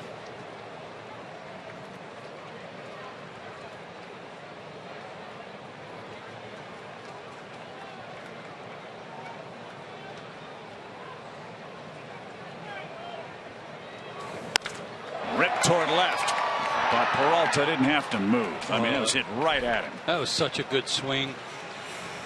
95 fastball that he was able to turn on and get the barrel on.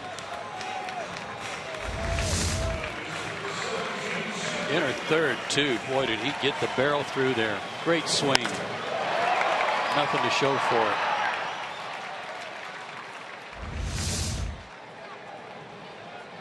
Nice cheer for Shelby Miller.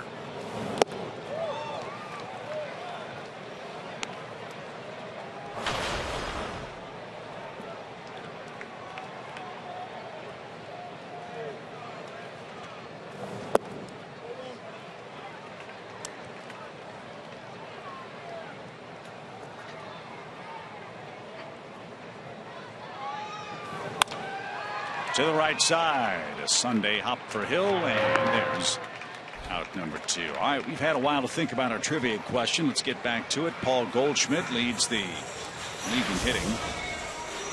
Beg your pardon, he's second in the league in hits. Pollock is third. I beg your pardon. Name the only Diamondback to lead the National League in hits for a year. I'm with you. I'm riding your coattails all the way. You're going to say Womack or Gonzalez? Womack. Womack? All right, I'm going to stay with Tony Womack and see if we're right. All in. You're not very smart, are you? You knew that.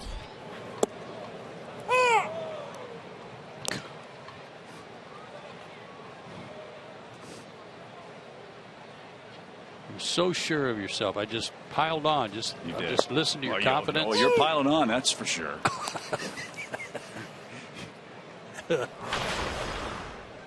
I was so sure that Tony Womack was the guy. His season high in hits was 111. Probably 110 of them came against the Cubs when I was there. Louis had 206 hits in 1999. Wow. In fact, he's got the 3 highest totals. 192, 198, and 206.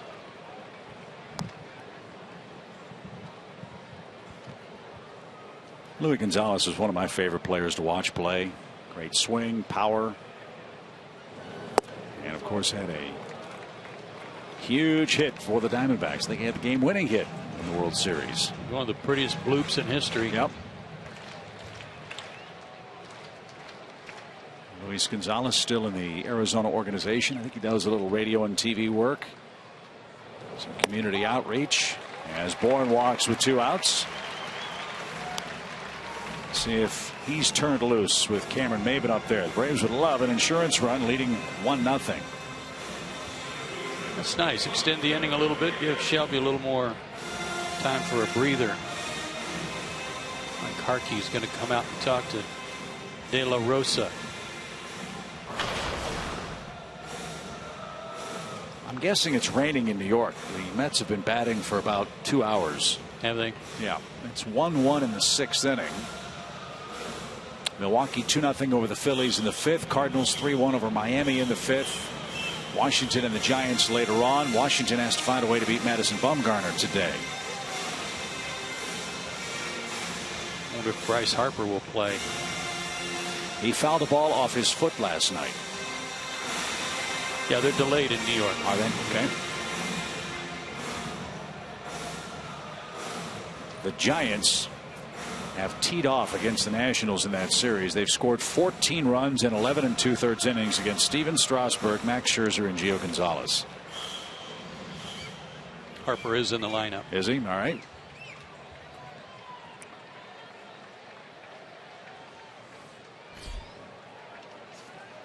Bourne 13 out of 18 in stolen bases.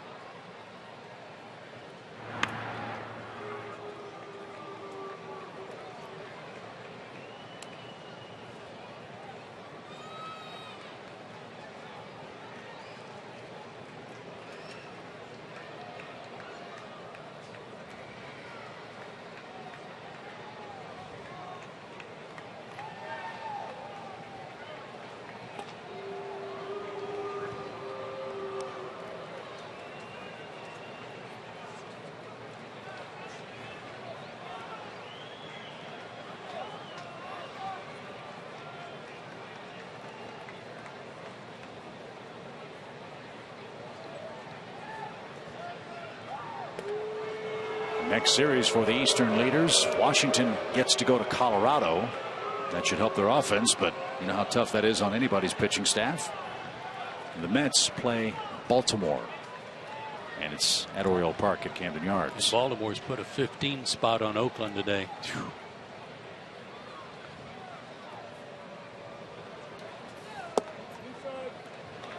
One ball, no strikes for Cameron Maybin, hitting .276. Cameron looking for his 4th straight multi-hit game today. He's had a nice series, 5 hits in 11 at bats.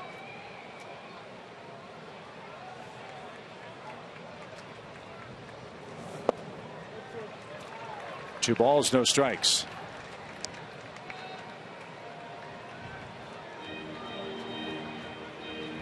I think Castillo liked that pitch, wanted the call and didn't get it.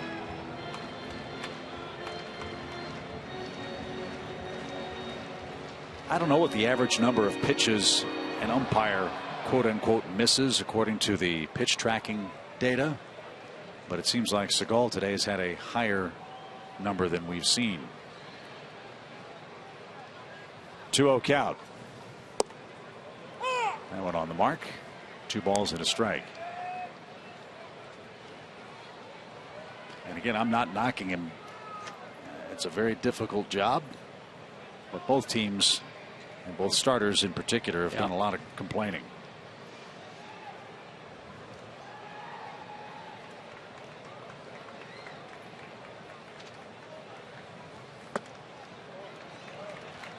Three balls and a strike.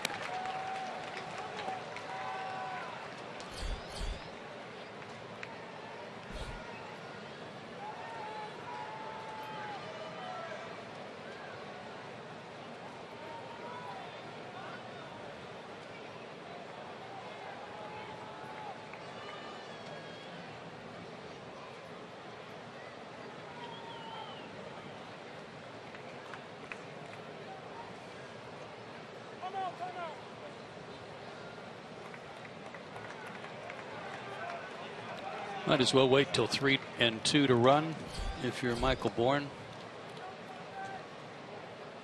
But we'll see if he's going here.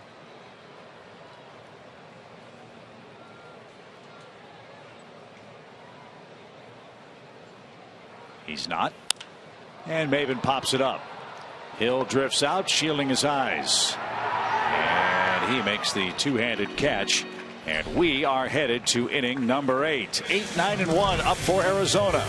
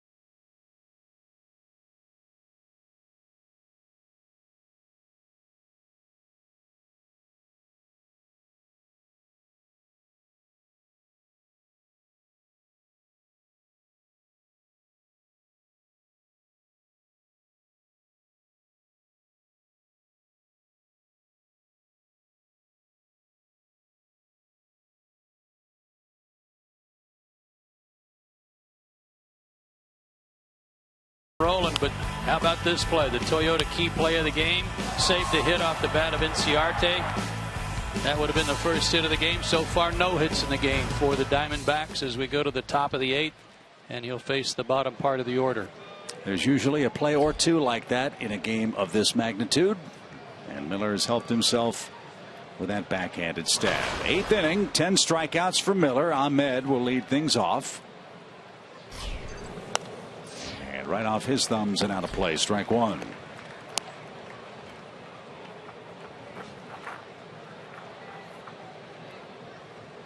Saltalamacchia is in the on deck circle. He would bat for De La Rosa.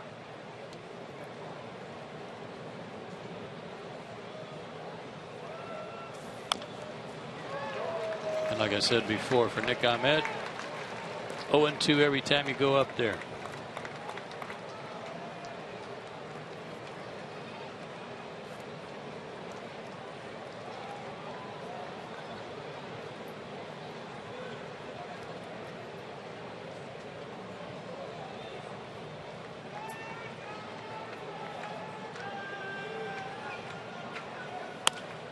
Little looper, shallow right center. It's going to drop on an 0-2 pitch.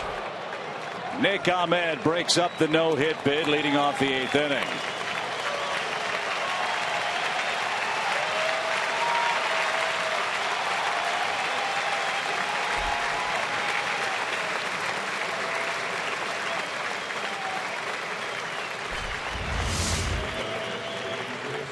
Slider, good pitch, and just flared it.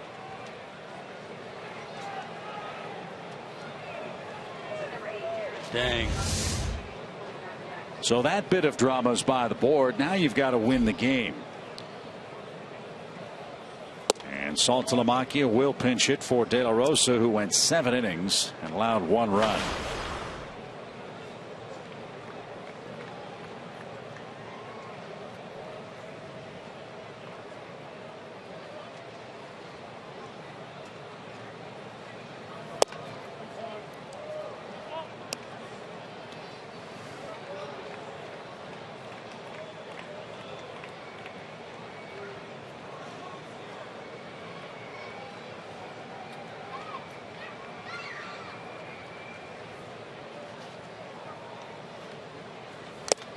If you keep track of pitch counts, I've got Miller's season high at 112.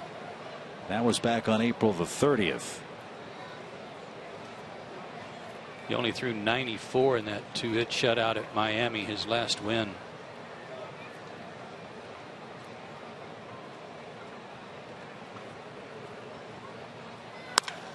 Sharply hit off the glove of Peterson and into shallow center field, and Ahmed is all the way around to third base. And the Diamondbacks have him first and third with nobody out.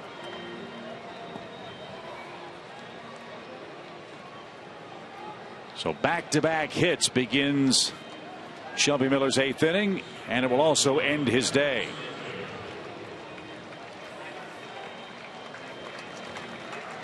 Ten strikeouts, 4 walks, 2 hits for Shelby Miller.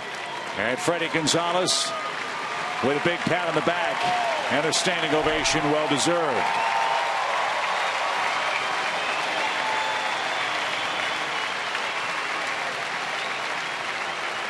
However, Shelby's fate, as far as the win is concerned, does not rest in his hands now. It's in the hands of the Braves bullpen.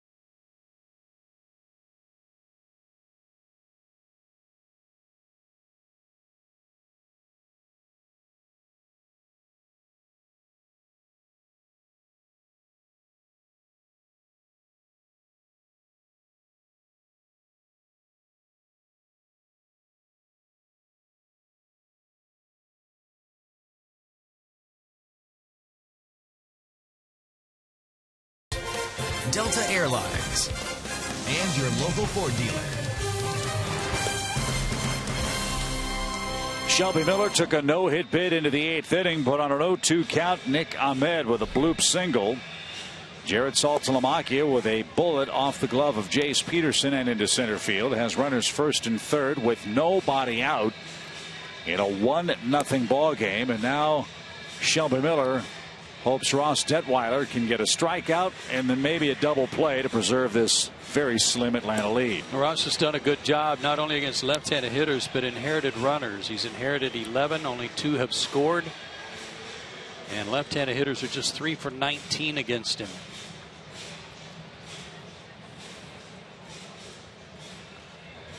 So we talked earlier, Joe, about how the hitters know about the lack of run support for Shelby Miller. The relief pitchers know that too.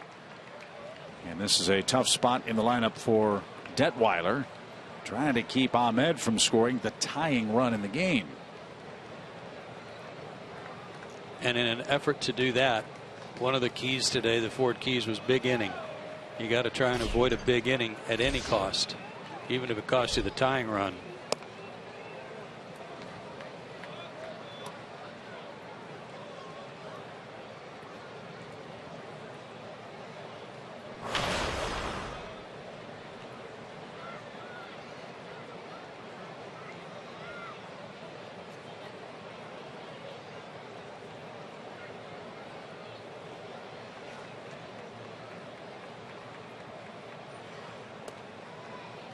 And an indication of how the Braves feel about that and are playing it is that they've got the middle infielders back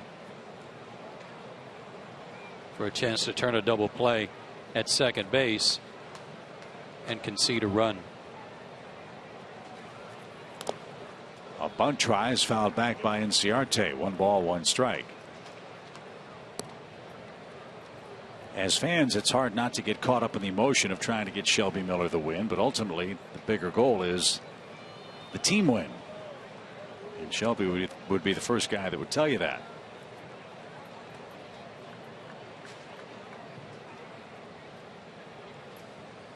One ball, 1 strike.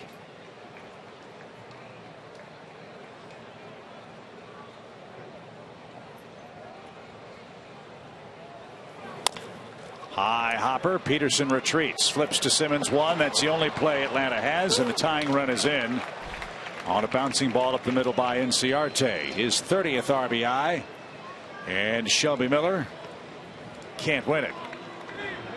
So Detweiler got a ground ball. The Braves got a forced play at second base. Inciarte at first. 1 in, 1 on, 1 out, and a 1-1 game. Yeah, and Jace Peterson had to give ground there. That was not an easy play for him. Had to back up, play that high hop. What? Yeah, and just pointing there, that could have been ruled an automatic double play had he thrown the ball to first. So Detweiler got the ground ball out, and Peter Moylan is coming in to pitch for the Braves. What a great story Moylan has been. We'll tell you about it after this.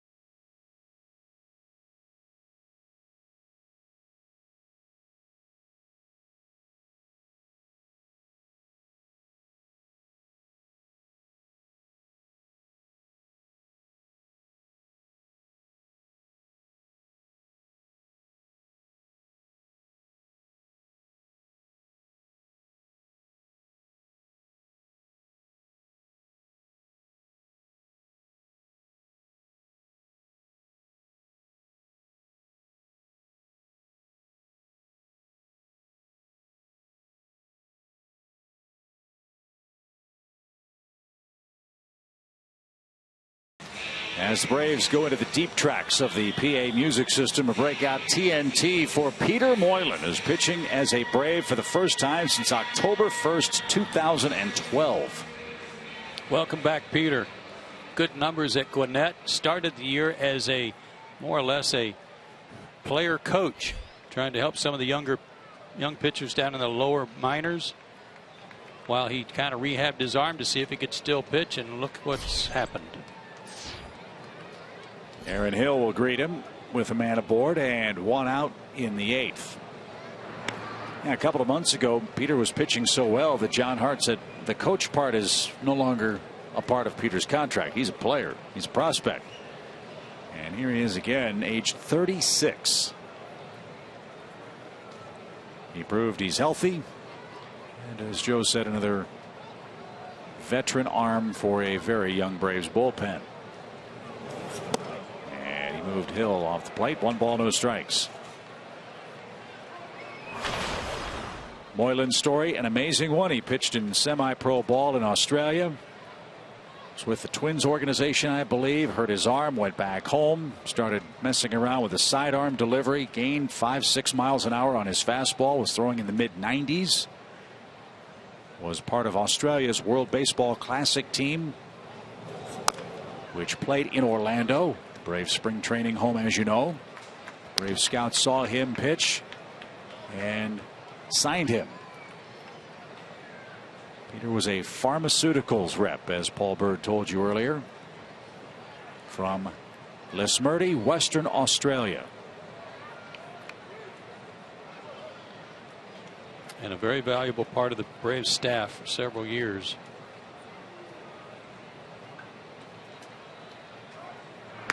After he left Atlanta, Peter went to Houston, Tommy John, and went to the Dodgers.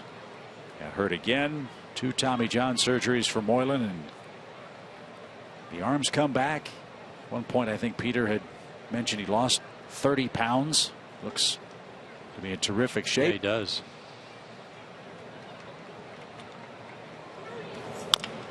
And he gets a lot of ground balls when he's right. That's 1 to Simmons, 2 out. He'll hit the top half of the baseball. Inciarte at second, 2 down for Goldschmidt.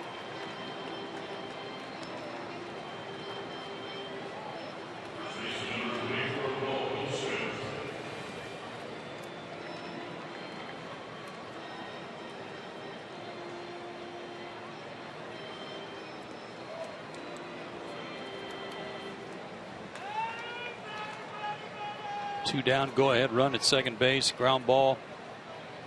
Got to have the infielders do everything they can just to knock it down, keep it on the infield.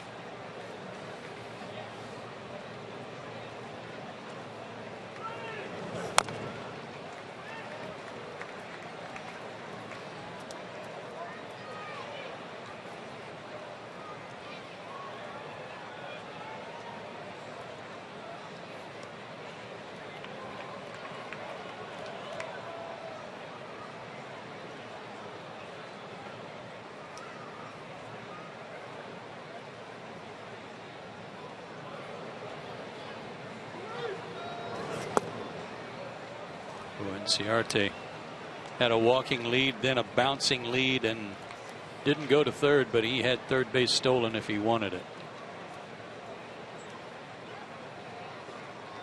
Peter needs to give him a couple of looks.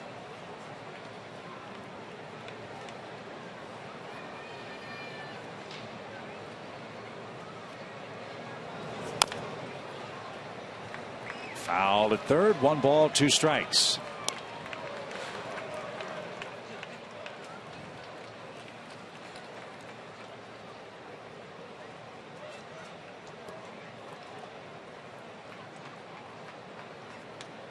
This is where Goldschmidt is so dangerous to me, in that he's not trying to hit the ball out of the ballpark.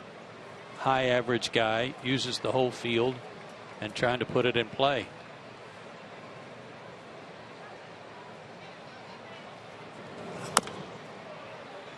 It's bounced off the plate, foul. Hit a tough pitch.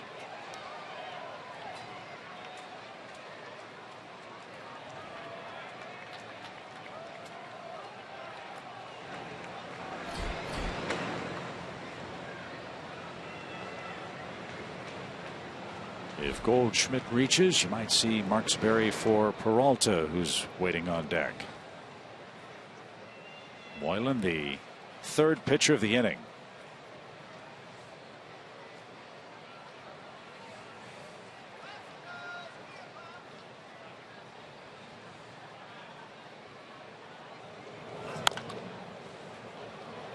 That's into the Arizona dugout, foul. I'd say his ball's sinking. Yeah.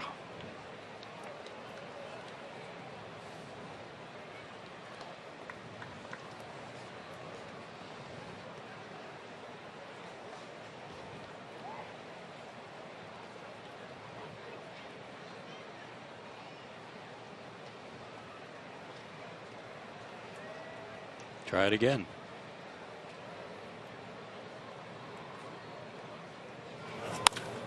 In the air to center. Maben on the run. Still going. He got there.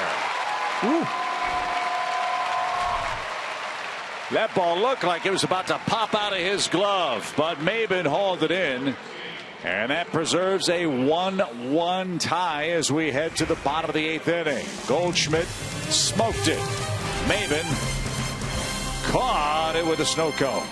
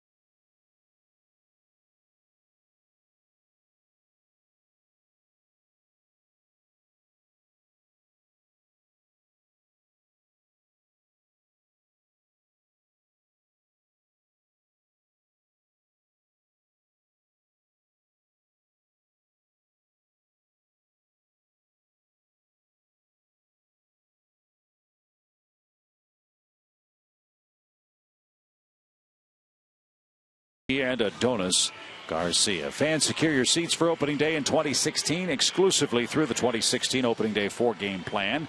That plan comes with tickets to opening day next year, along with 3 great weekend matchups this year against the Yankees, Mets, and Cardinals. It's a limited time offer. Get your 2016 opening day 4-game plan at Braves.com/4game today. Arizona makes a few changes as we head to the Braves half of the 8th inning. First is Andrew Chafin, the talented left-hander, appearing in his 48th game. Not a bad record in ERA, I would say. Undefeated. He worked 2/3 of an inning here in game 1, issued an intentional walk. Came in relief of Robbie Ray, but no runs allowed. And Chris Owings remains in the game. He'll play second base. Aaron Hill out of the ball game. Ball 1 to Markakis. Low 90s fastball, slider for Chafin.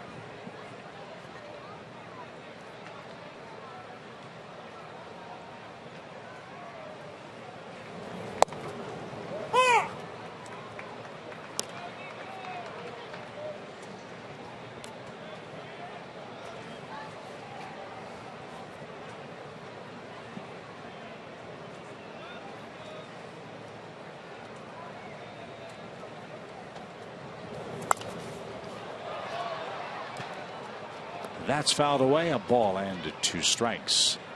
The rain has stopped in New York, and the Pirates in the 7th inning have taken a 2-1 lead over the Mets. Miami leads St. Louis 5-4 in the 6th inning. And you see Washington and the Giants just underway. The pitch is popped up, and it should be easy, and it is for Ahmed. 1 man down. It's been a frustrating day at the plate for A.J. Pierzynski. See if he can channel that frustration and split a gap someplace.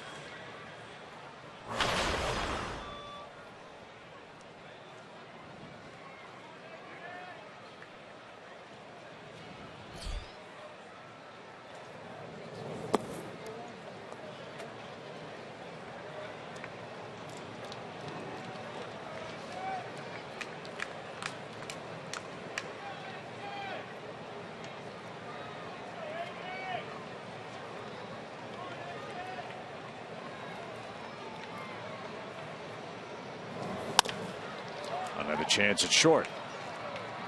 And Pierzynski is out number 2. Braves fans, we hope you'll spend your weekends with us at Turner Field. As you know, the Yankees, Mets, and Cardinals are a couple of the upcoming weekend matchups. Every Friday night at home, we celebrate the best fireworks show in the Southeast with Friday night fireworks. Kids run the bases every Sunday, and the weekend's a perfect time to catch up on a busy week with friends and family here in Atlanta. Go to Braves.com/tickets and plan your visit with us here at Turner Field.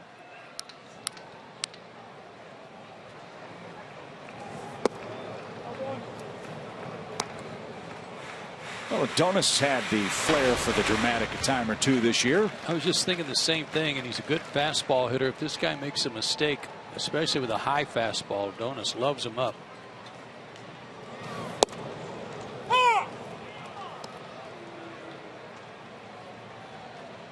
First 3 homers were all go-ahead homers.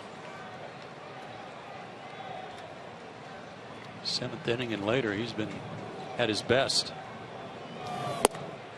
And there's a great stat about that go-ahead homer thing for Garcia. The last Brave whose first 3 homers were go-ahead homers was Brett Butler in 1983. 2 balls and a strike. And that's to the left side. Lamb's got it. And that's the inning. Chafin very impressive in his spotless 8th. We head to the 9th, still tied up.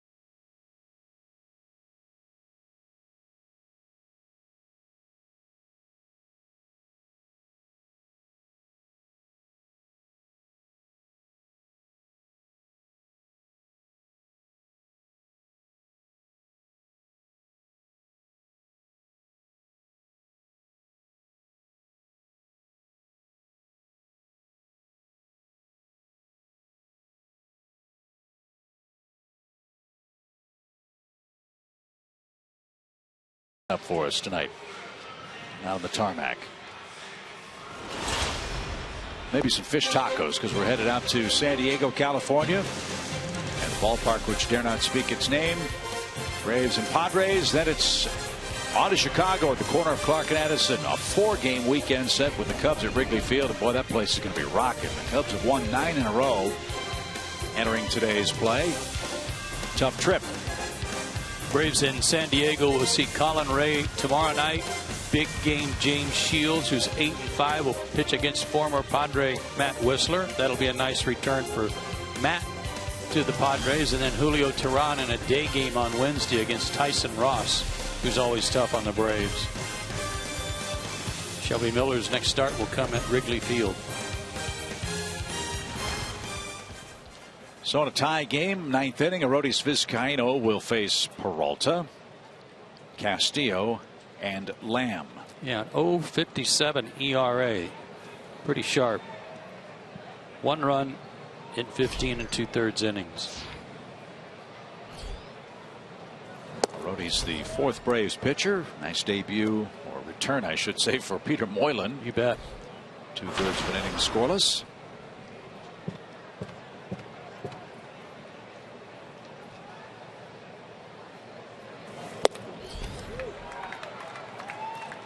One ball, 1 strike.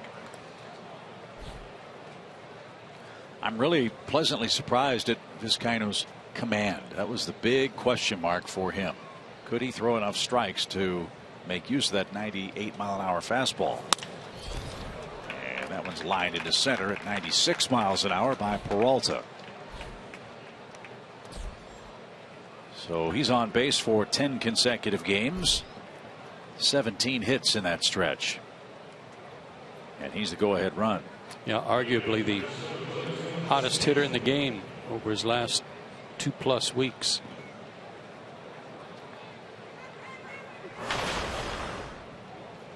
See if they bunt him over with the catcher.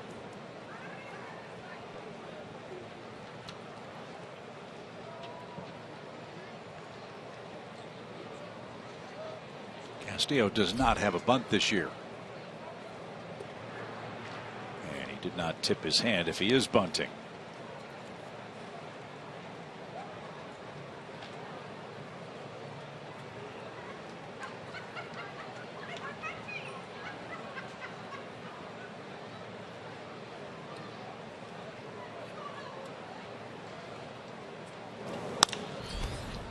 That's out of play, foul. No balls at a strike. We know times have been tough for the Braves since they got to 500 at 42-42. Offense has been tough to come by. The Braves entered play today with only 87 runs since the All-Star break, the lowest run scoring total in Major League Baseball.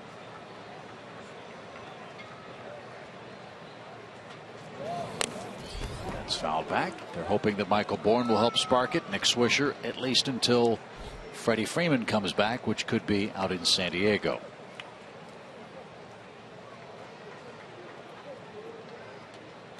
These guys, the way they're swinging the bats, they're just going to play it straight up, at least for now. 2 big swings by Castillo. The Diamondbacks have 10 fewer sacrifice bunts than the Braves.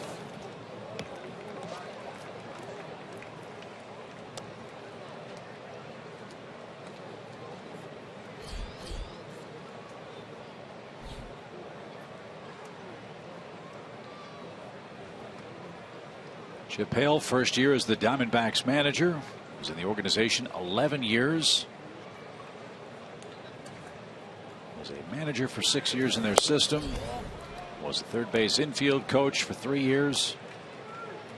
Bench coach with the A's. Mets third base coach for a couple of seasons. And after a 90+ loss year last season, the Diamondbacks hovering around 500. They've been a very pleasant offensive surprise this year. Double play ball. There's one. Plenty of time to get the catcher Castillo. No bunt. Double play. 2 are out.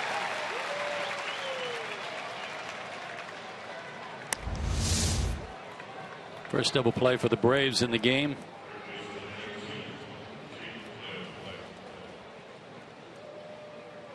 Pretty much all the time they need. Look at it. AJ Pierzynski. You know what? Every out, he is ready on every out. You could see him in the foreground of that first replay. He's slapping his glove, fired up about getting the ground ball.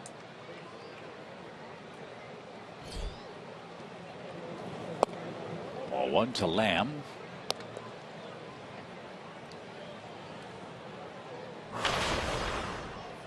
He struck out twice in 3 trips.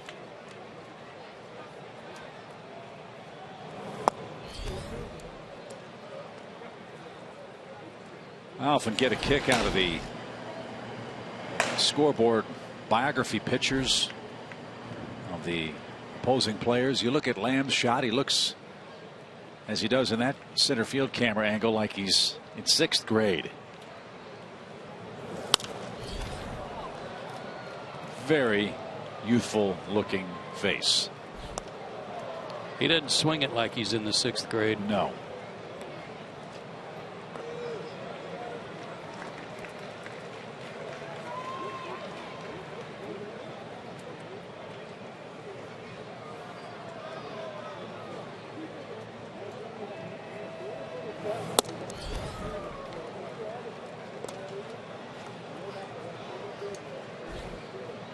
But get after him. Do not walk another guy, or do not walk a guy to give him more hope here. In the air toward left. It's tailing toward Michael Bourne. He tracks it down, and that ends the inning. Chance for the Braves to walk it off at home. Bottom of the 9th inning, tied up at 1.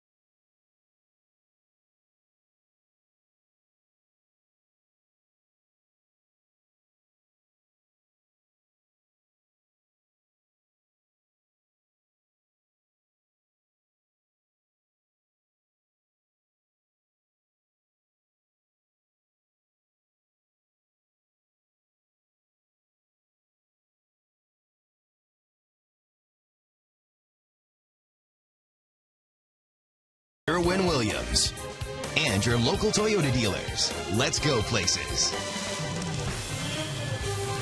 It's 1-1, last of the 9th inning. Fans watch every out-of-market game live or on demand in true HD on over 400 mobile and connected devices with MLB.TV Premium. Real-time highlights, live look-ins, pitch tracking widgets, and more every night on every device. Blackouts and other restrictions apply. Go to MLB.TV for details. Let's get that first guy on. Chase had a good day today. A single, a double. He scored the lone Braves run, and he's also earned a walk. Good guy to bunt on, left-handed, following through to the third base side. Chase has put down some good bunts to the right side. But 0-2.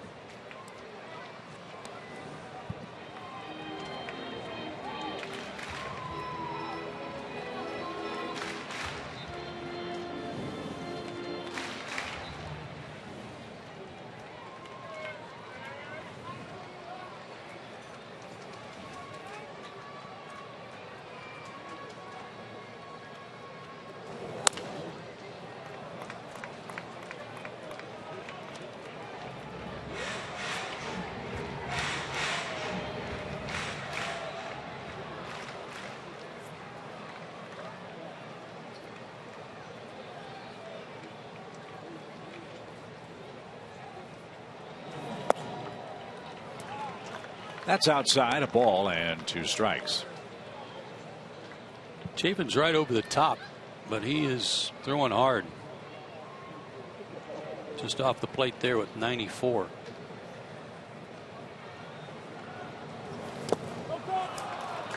And Peterson is down on strikes, and that's how the home 9th begins.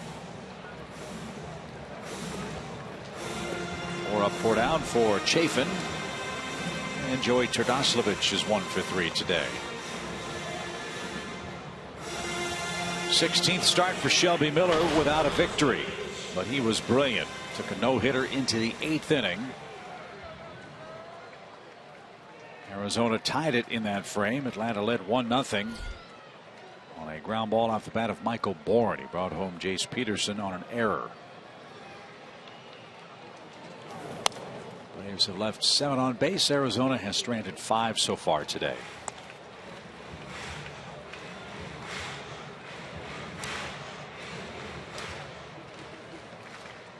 We didn't know how effective De La Rosa would be without a ton of run support. Averages over 6 runs per game. He got none. Yeah, he pitched great. Pitched around some walks, got out of that bases loaded jam. That's down the left field line, but Joey Porter foul. It's 0-2. There's that bases loaded, 1 out, top of the order up, and got 1 on what was ruled an error on a little tapper between short and third.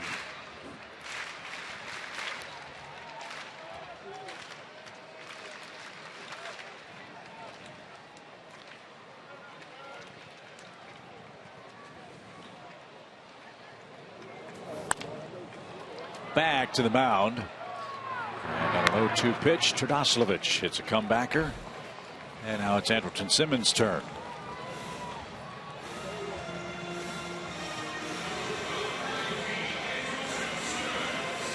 Go for it, Andrelton.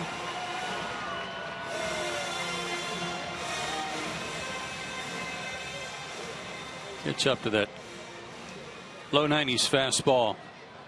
Like you did that last time up when you ripped that rocket right at Peralta in left.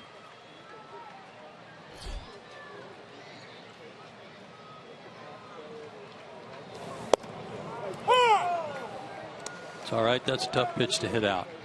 Sit on that middle half, inner half. I'm not sure it was a strike.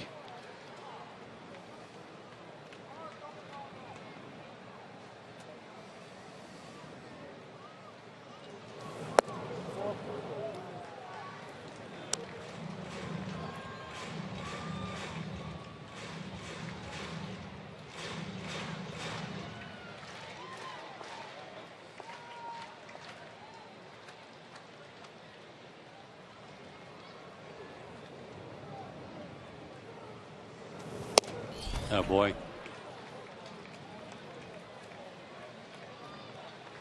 They're trying to negate his willingness to try to hit one out by keeping the ball away from him.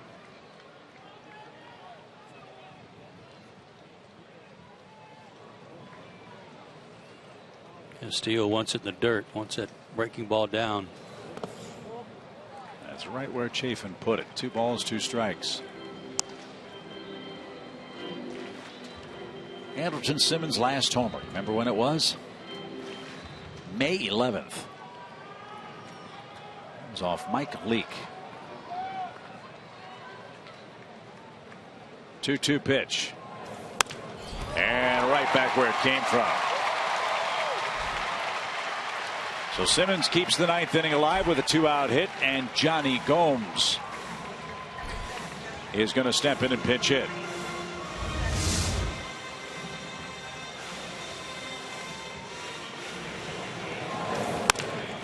Another good swing.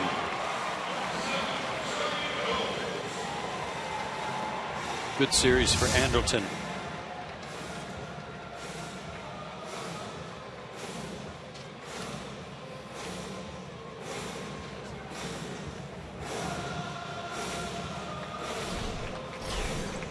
So Chafin, an inning and 2/3 of excellent relief, but a 2-out hit gives the Braves 9th inning hope.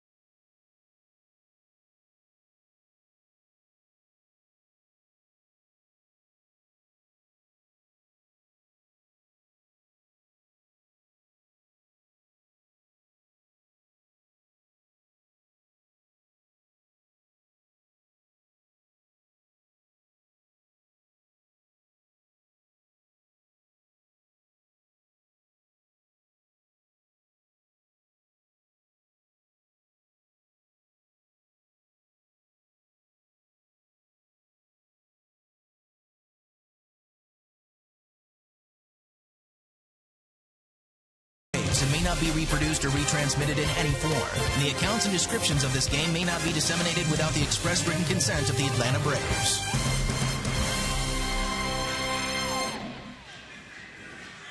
Two outs, one aboard. Johnny Gomes is going to come on and pinch hit David Hernandez. Another man coming back from serious injury, on for the 23rd time for the Snakes. He's already worked in this series. He'll face Johnny Gomes, who's 1 for 2 with a double off of him in his career. Hernandez worked a third of an inning here last night. Got a strikeout.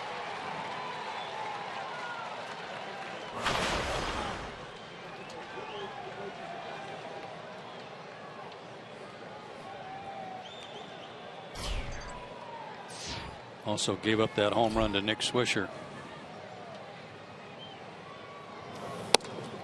No, I beg your pardon. That was off of Hudson. Johnny Gomes has a flair for the dramatic. 10 career pinch hit homers. That leads all active major leaguers. Outfield deep as you'd expect with 2 outs. Simmons has good speed and a good lead at first.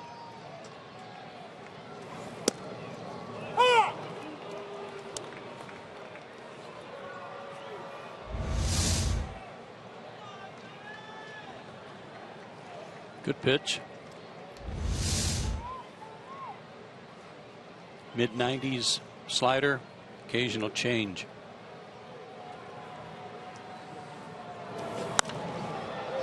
Popped up. Castillo gives chase at the screen and no play.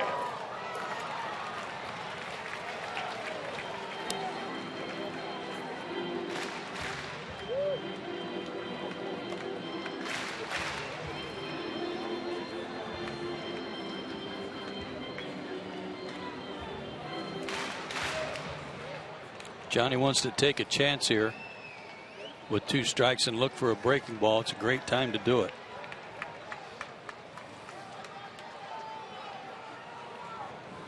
Behind in the count, 1 ball, 2 strikes. Ooh.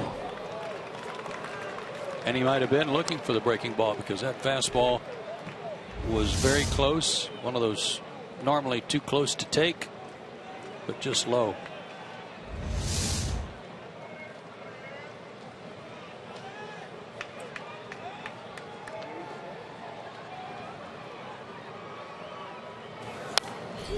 Good hack.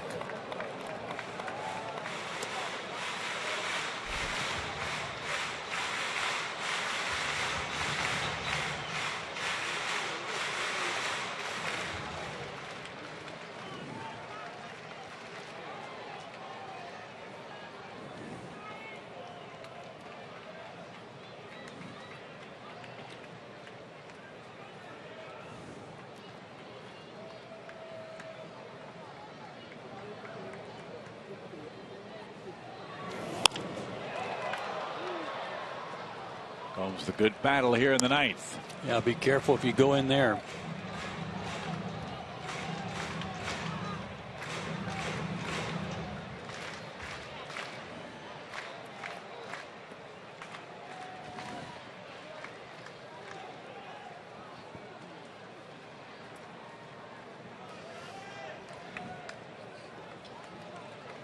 Corner 2 balls, 2 strikes. Sorry, Chip. Corner outfielders are deep, but Enciarte is still pretty shallow. How about this at bat? Gomes can reach. Then the lineup card turns to Michael Bourne with the winning run in scoring position.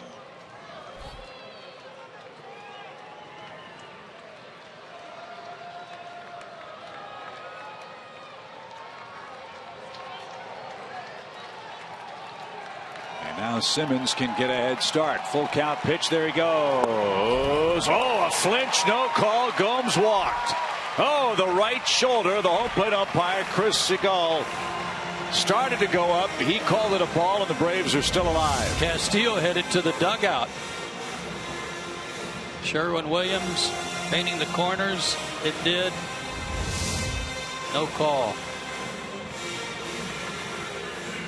Well, I will say this. That has not been called a strike almost all day long. Yep. You're right.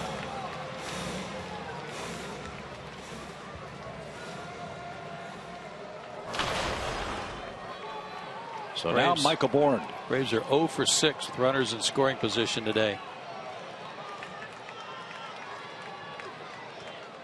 Now the outfield in right and center shortens up for Michael.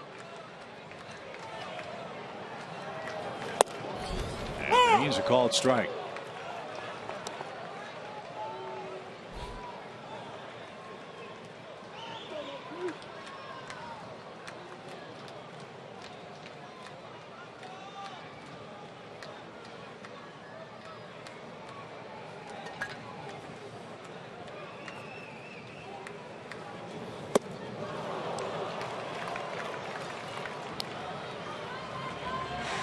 I don't know if that's where he wanted that pitch. No, he got away with it.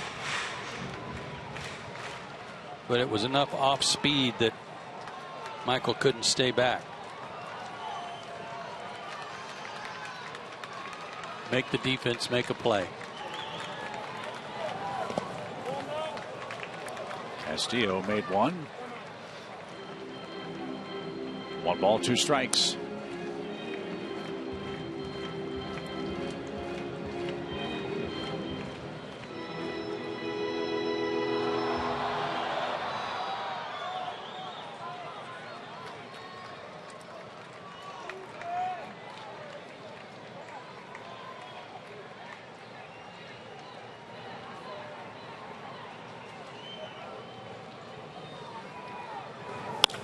Fly ball, get down ball. Oh, what a great diving catch. What a great diving catch by Inciarte in shallow right center. Bourne almost ended it.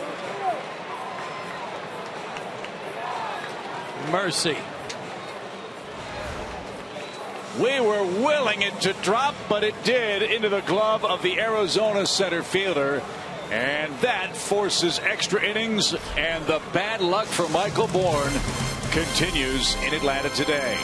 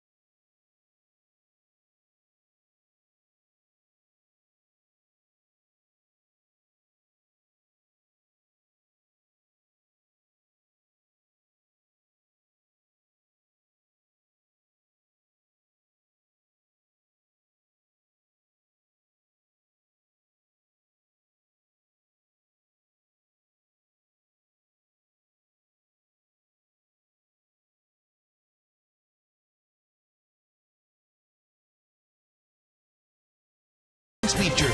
Feed your wild side. Well, pitching and defense go hand in hand. That has certainly been the story today. A terrific pitched and pitching battle between the Braves and Diamondbacks, and this great catch saves the game for Arizona. How much ground he covered here. They had moved in for Michael Bourne just so nothing would drop in. They get beat with ball hit over their head, so be it. But they played that right and robbed Michael again. So the Braves play their 11th extra inning game today. They are 3-7 in extras. Diamondbacks are 8-6. And David Aardsma is on for the bottom part of the order. David got a rare night off last night. Worked 2 innings in game 1 of this series. Gave up an unearned run.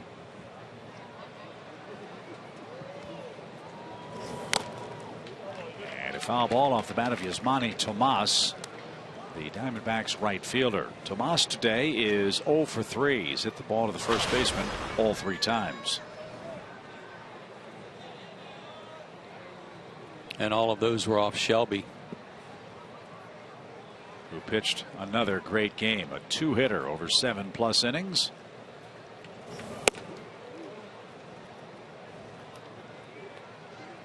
and gave up no hits into the 8th.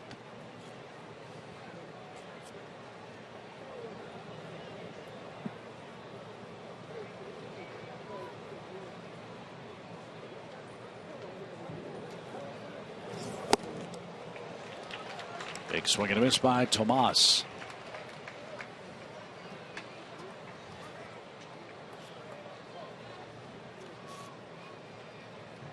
.6'2", 255 pounds.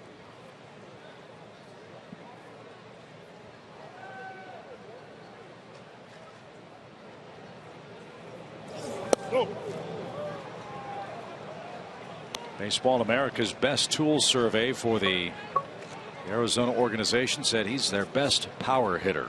Among their prospects, it's easy to see why.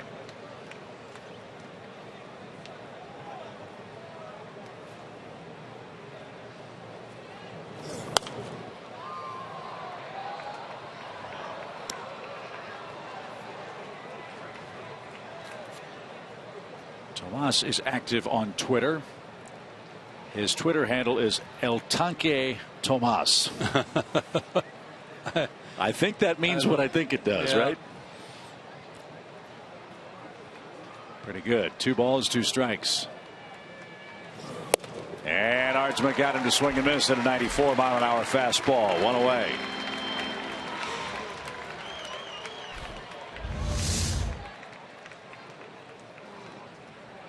Shelby struck out 10 Diamondbacks today. That's the first strikeout for the bullpen.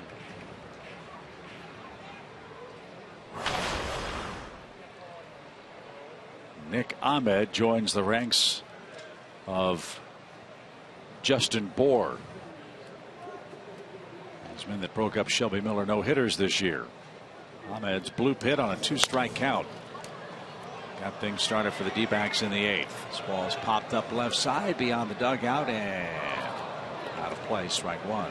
And it was on a slider that wasn't a bad pitch. Down and away. He was fooled. He just stuck the bat out there and poked it to right center.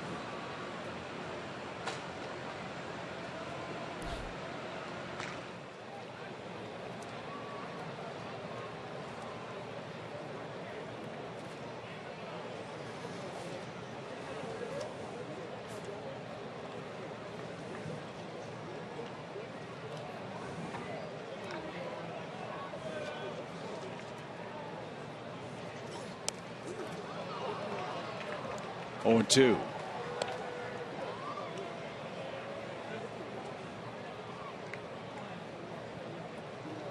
We're off to San Diego. Our 3-game series with the Padres begins tomorrow night. Braves live on the air at 9:30. First pitch at the top of the 10 o'clock hour out west. Williams Perez, Colin Ray will lock horns in the opener.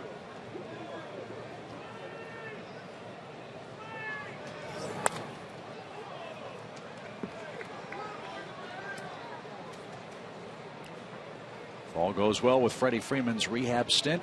He's expected, or scheduled I should say, to come back and play in the Wednesday afternoon game. He cracked me up yesterday. I was asking him how that game went in the Gulf Coast League. He said there was a guy on the other team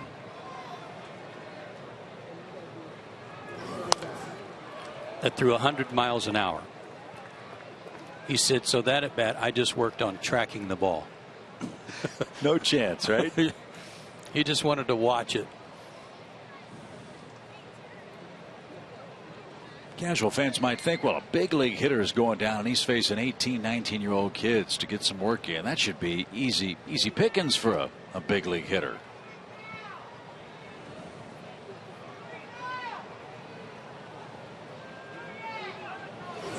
But that's often not the case, as Ahmed is struck out looking.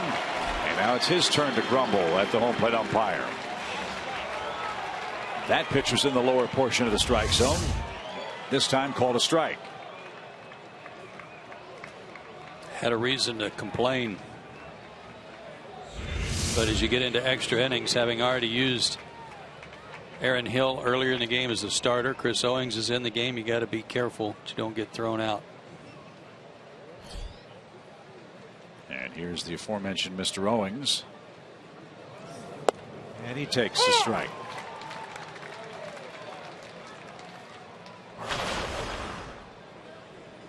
It's funny, the hitters will tell you in those games, it is not a lot of fun because those kids are spraying the ball all over the place. As the ball hammered down the left field line, foul.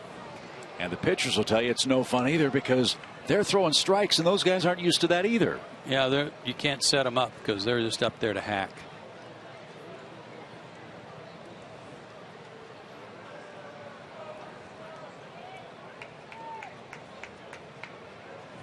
So Ardsma is a strike away from sending the game into the hands of Maben, Markakis, and Przinsky. We're in the 10th, tied up 1 apiece. Strike 3 called. Ardsma struck out the side. And now it's Owings' turn to complain. Good inning for David Ardsma. Let's see if the Braves can walk off in the 10th.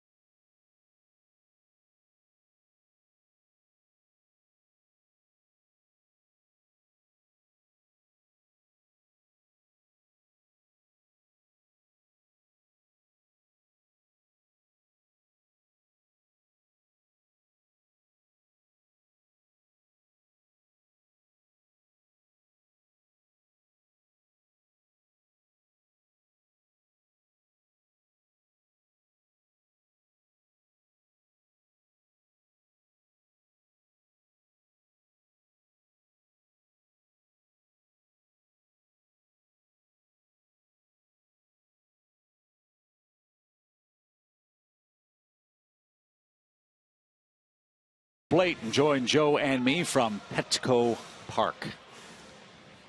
9:30 for Braves Live. Tuesday on Sports South, also at 9:30, and then Wednesday a 3 o'clock Eastern Time start to our broadcast. Where else would it be but Petco Park? Yes, where many a record have been set.